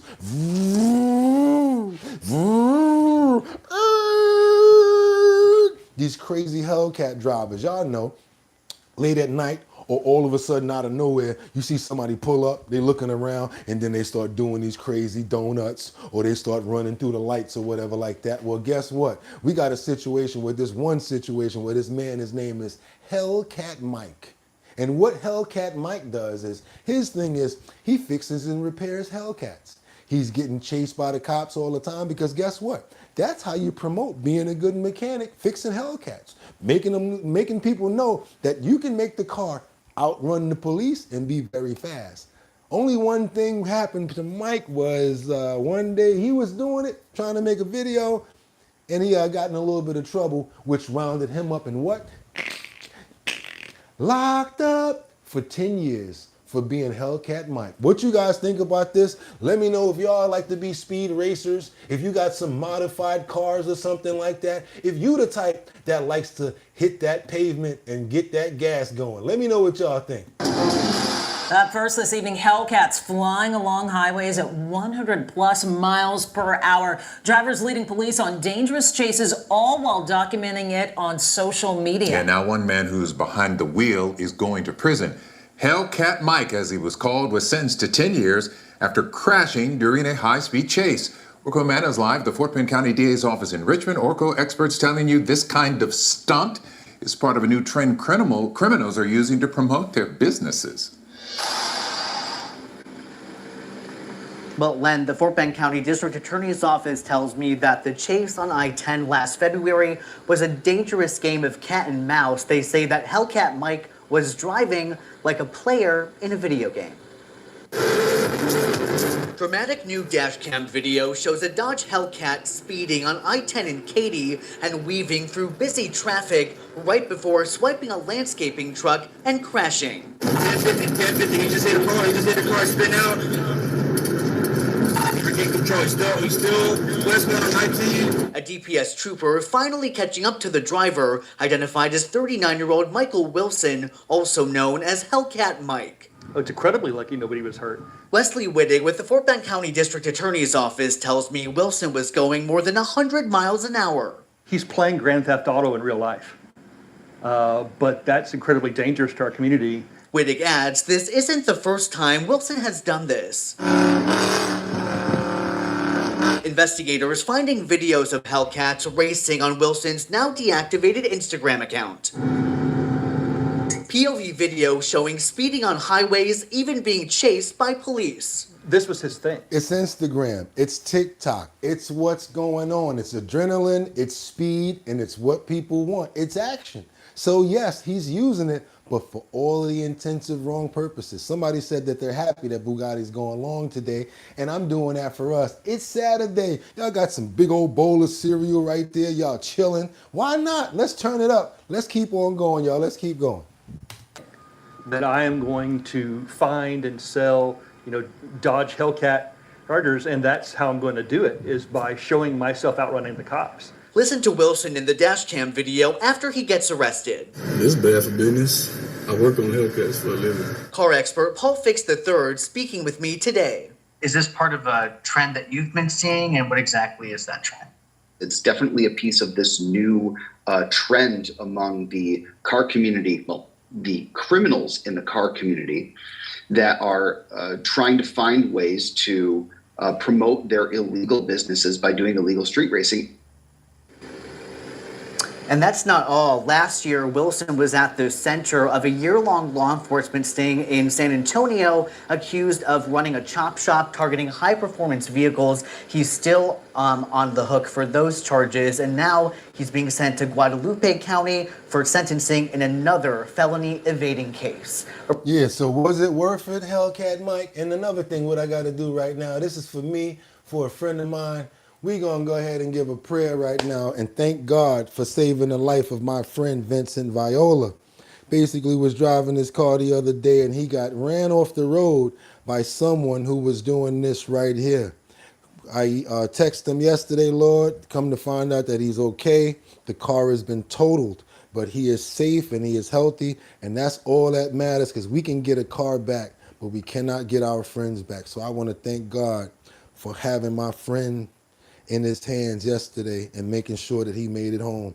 We could deal with the insurance stuff later, but for me not to have my buddy, it would have been a terrible, traumatic loss. And Vinny, if you're watching this show, I love you. I want you to know that, and I want everybody under the sound of my voice to know that too. Amen to my friend. Thank you so much for preventing him from getting into an accident. Thank you so much. Because I called him yesterday. I'm like, yo, what's going on? He sends a text me, oh, I got ran off the road by some crazy racer and the car flipped over. It's totaled. He had a brand new car, brand new truck. Crazy. We got to get on into it, y'all. We got to get on to this MARTA CEO who departs from the company citing immigration status. He will self-deport. There's so many questions behind this situation for me. I want to know, how does somebody gain so much rank, stature at a job as an illegal alien and is basically able to fly under the radar for that long? And I have nothing negative to say about it. Why? Because he did a good job. But my other question is, why didn't you go for your paperwork since you had that great job and you were doing so much great for the people? This man was running and operating the bus system for MARTA, but now he winds up having to self-deport because he's illegal. Let's get into it, you guys. Let's go. Now, citing immigration issues, MARTA's general manager has left the transit system. MARTA board members said he returned to his home country as the U.S. tightens its enforcement of immigration laws. Doug Richards is at MARTA headquarters for us this afternoon. Doug, was Collie Greenwood at the board meeting today? No. Collie Greenwood was not at the board meeting today. His tenure here in Atlanta, at least as CEO, is relatively brief, possibly unraveled somewhat by national politics. Greenwood had spent much of his career helping to run a bus system and a transit system in the largest city in Canada, Toronto.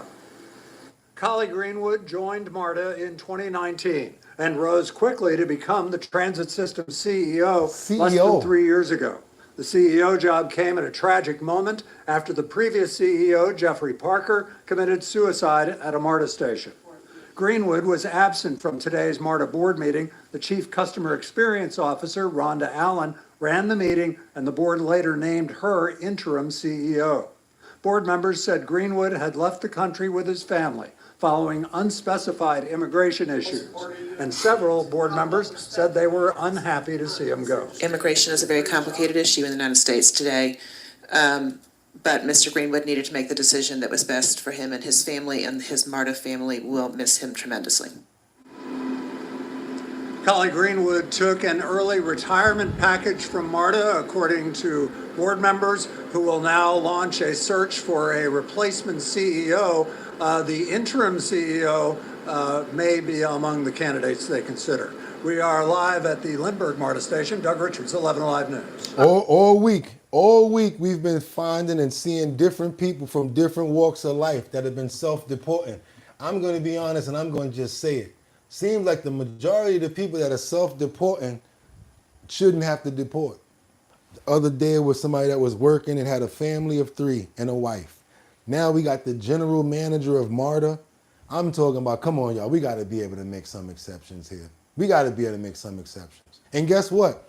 That fast, Harley has now uploaded a video of Sadie with the Spinner song singing Sweet Sadie right up under it. So y'all can go to check out Harley's page, share and like, go ahead and double tap and subscribe to the page over there with Harley and check out the video of Sadie with the Spinner song playing up under it. Sadie, don't you know we love you, sweet Sadie? That's one of my favorite songs. Nice and good, wholesome song. But guess what? Let me ask you guys a question. I told you guys before, sometimes I wear this suit because it gets you respect. People, look at you in a certain way. And also back a few years ago, I'd say about 10 or 15 years ago, you wouldn't believe it, but you could literally possibly get bumped up to first class if you wore a suit. I'm serious. Let's say you come in with a suit on and they're like, hey, we're out of all the coach seats. Well, we got one in first class because you look like you can chill in first class. Or how about this? You go up to the front and say, hey, you mind moving my seat or putting me somewhere, whatever. You look a certain way back then, you're going to get that. Because it's like clothes make the man, and basically, even a woman with a nice dress on, looking professional, the same thing. So what I'm trying to say to you is, just because we get comfortable with coming around looking like Jawaka Tima, she coming in there with her slides on, she got what's that thing, the bonnet on, with half the butt out or whatever like that, looking like they just got right out of bed to go in the airport. Like they just almost missed their flight. Y'all know the people I'm talking about. Like they about to go to sleep on the plane and it's only an hour flight. Why are you dressed like that? Well, guess what? This is the entire story I'm talking about. We got somebody that's flying on Spirit Air that's having pushback. And boy, does she got a lot that she got to talk about over here. Jawaka Tima is not playing, because how dare you tell me how to dress when I'm getting on a plane? I paid for my ticket. Is you crazy? Yeah, Jawaka Tima going crazy right now. What do you guys think about this woman who got kicked off of Spirit Airline, and they're saying that her outfit is the reason why? I want to know what you guys think about Jawaka Tima's, if that's her name. I like to put those names like that together to certain types of people. Yes, I do generalize. And I want to know what you guys think about this situation on Spirit Air in Miami. And a woman says that she was not allowed to board a Spirit Airlines flight in Miami because of what she was wearing. Tonight, she is talking only to CBS News Miami. Good evening, I'm Jim Barry. Back in January, the airline announced it was cracking down on passengers who it considers inappropriately dressed. CBS News Miami's Anna McAllister joins us live tonight from Miami International Airport. So Anna, how did this lady describe exactly what she went through today? Angels among us. Look well, at her. Jim, this passenger, she reached out to us and she said that not only was she not allowed to board her Spirit flight, but she says her sister was arrested. Your boarding pass, please. As Tanasia Greyer approached the Spirit ticket counter, tensions quickly grew.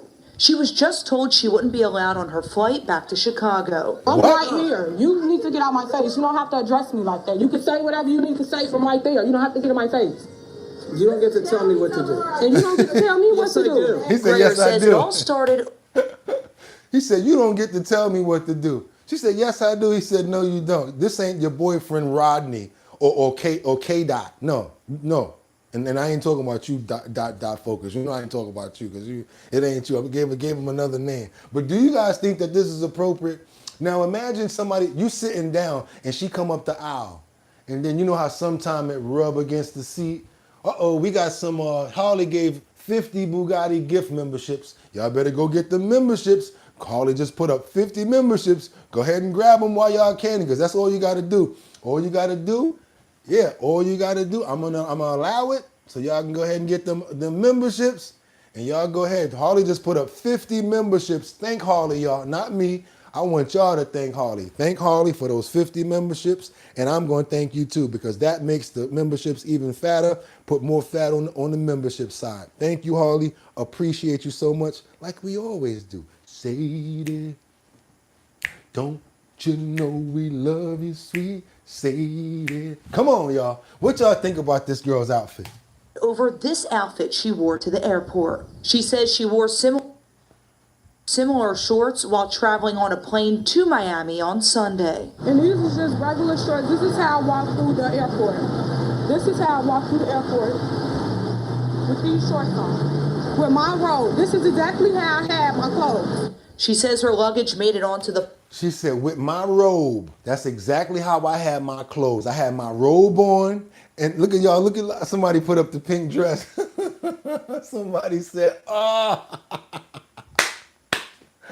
Oh my God, look, y'all not playing. Y'all taking the memberships. Y'all snatching the memberships. Yeah, take the memberships. Keep on going. Take them, take them, take them. Y'all better snatch them. I don't know how to do it, but Harley just gave her 50 memberships. Y'all better get on them. I see a whole bunch of people taking them right now. Dagger just got one. We just got a whole bunch of new people. JB too. That's right. Get them all. I ain't going nowhere yet. I'm going to let y'all go ahead and stack up. Go ahead. That's crazy. What y'all think about this incident that happened on Spirit Air?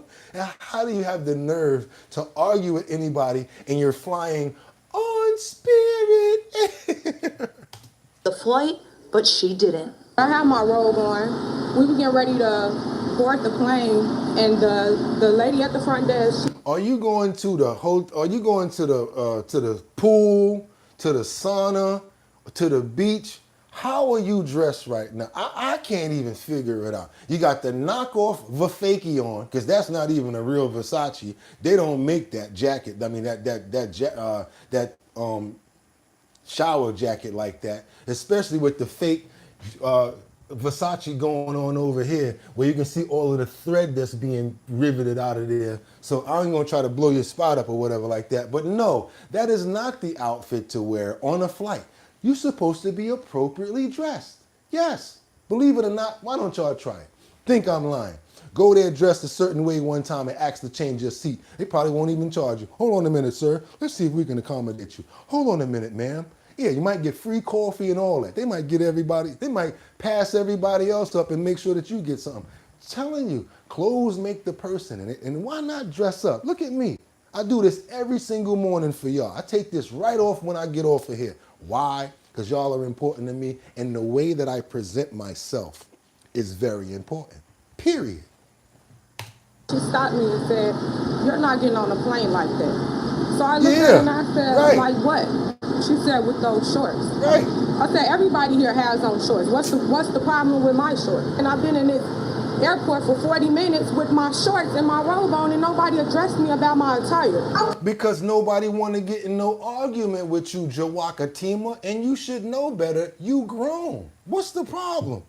I'm confused. This is crazy. That voice in the background is Grayer's sister, Jessica Kordolewski. So first, Tanasia says she can't get on her Spirit flight because of her outfit, and then, to make matters worse, she says her sister is arrested for disorderly conduct. They said it'd be like a real Yeah. criminal. Back in the 1950s That's how and it go. 60s, air travel was a more luxurious and That's glamorous right. experience. See, here we go. Passengers dressed in their finest attire. But I ain't even gonna lie, didn't even know that they was gonna play that.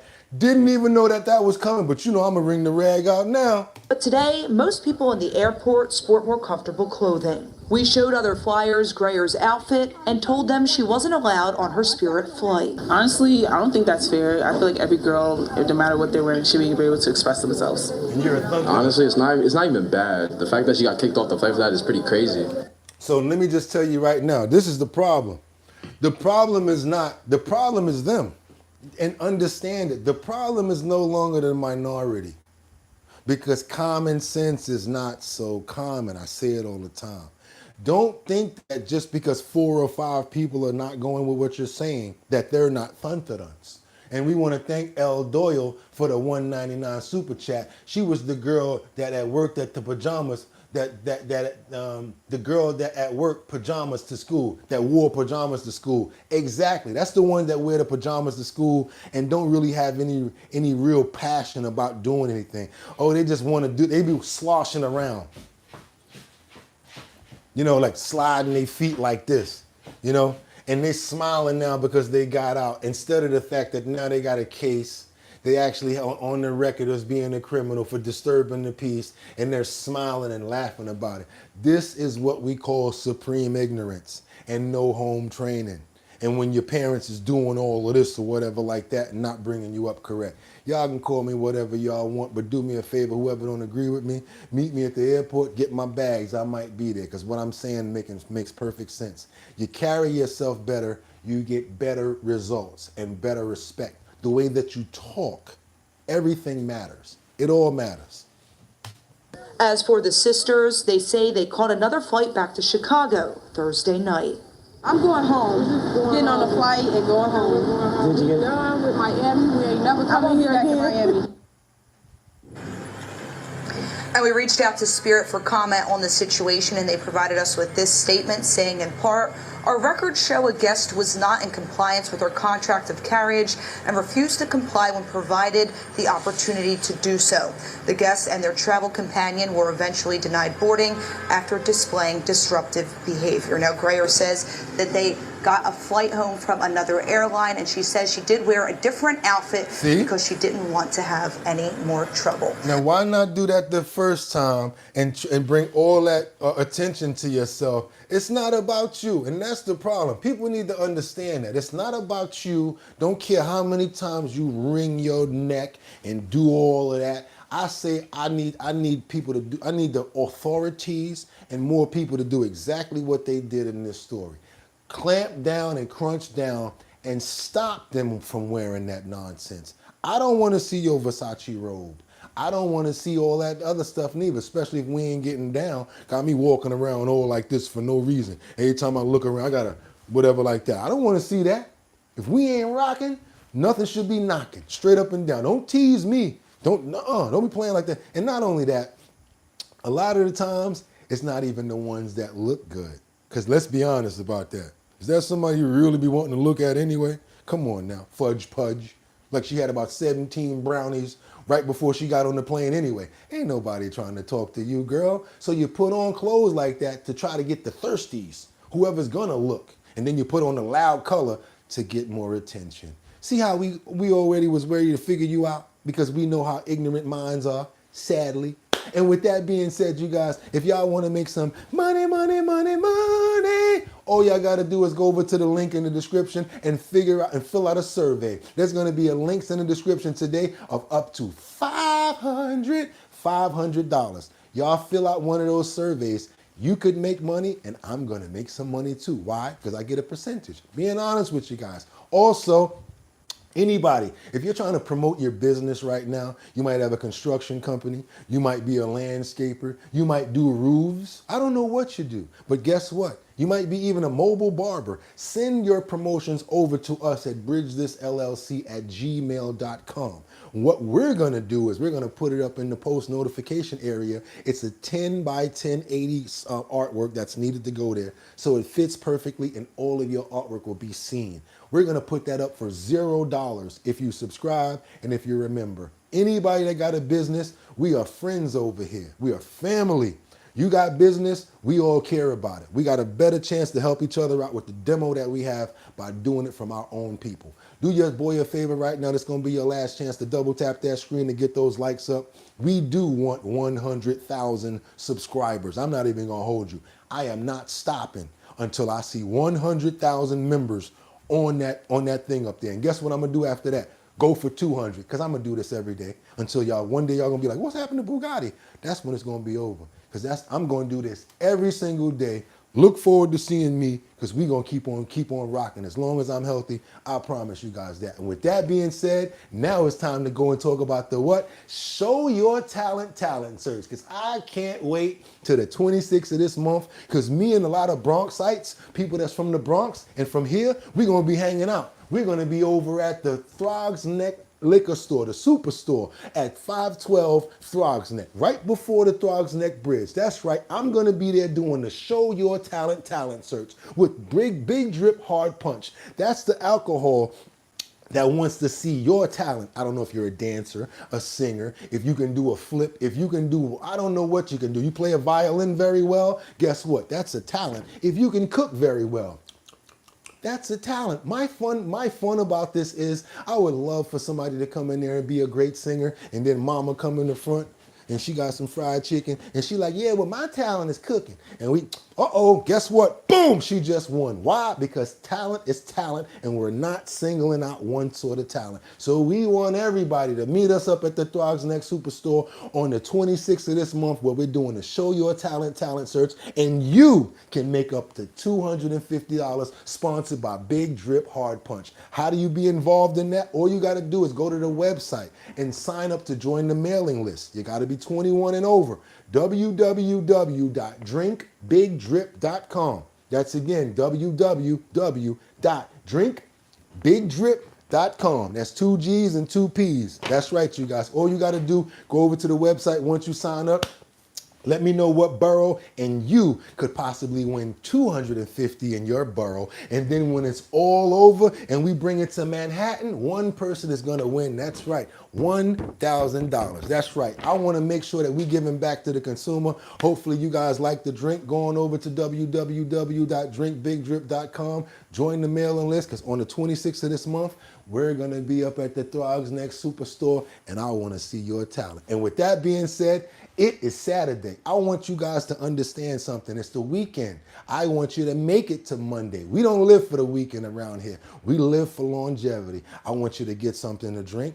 I want you to stay prayed up. I want you to thank God for giving us another day above ground. And don't forget, you guys, problems present opportunities. Don't never give up. And as long as he gives us another day to make it, we're going to keep on pushing. And with that being said, you guys, y'all could have went anywhere. But the fact of the matter that you came here to chill with me, I appreciate you. So glad to see you back, Harley. And we're so glad that you got Sadie and that you took our advice. Everybody under the sound of my voice, go on over to Harley's page and check out Sadie and the song that he just put up with the Spinners singing Sweet Sadie. With that being said, y'all could have went anywhere. But the fact of the matter that you came here to chill with me, I appreciate you. With that being said, get 'em! Peace. See you tomorrow for Purple Sunday, y'all. Purple Sunday. Peace.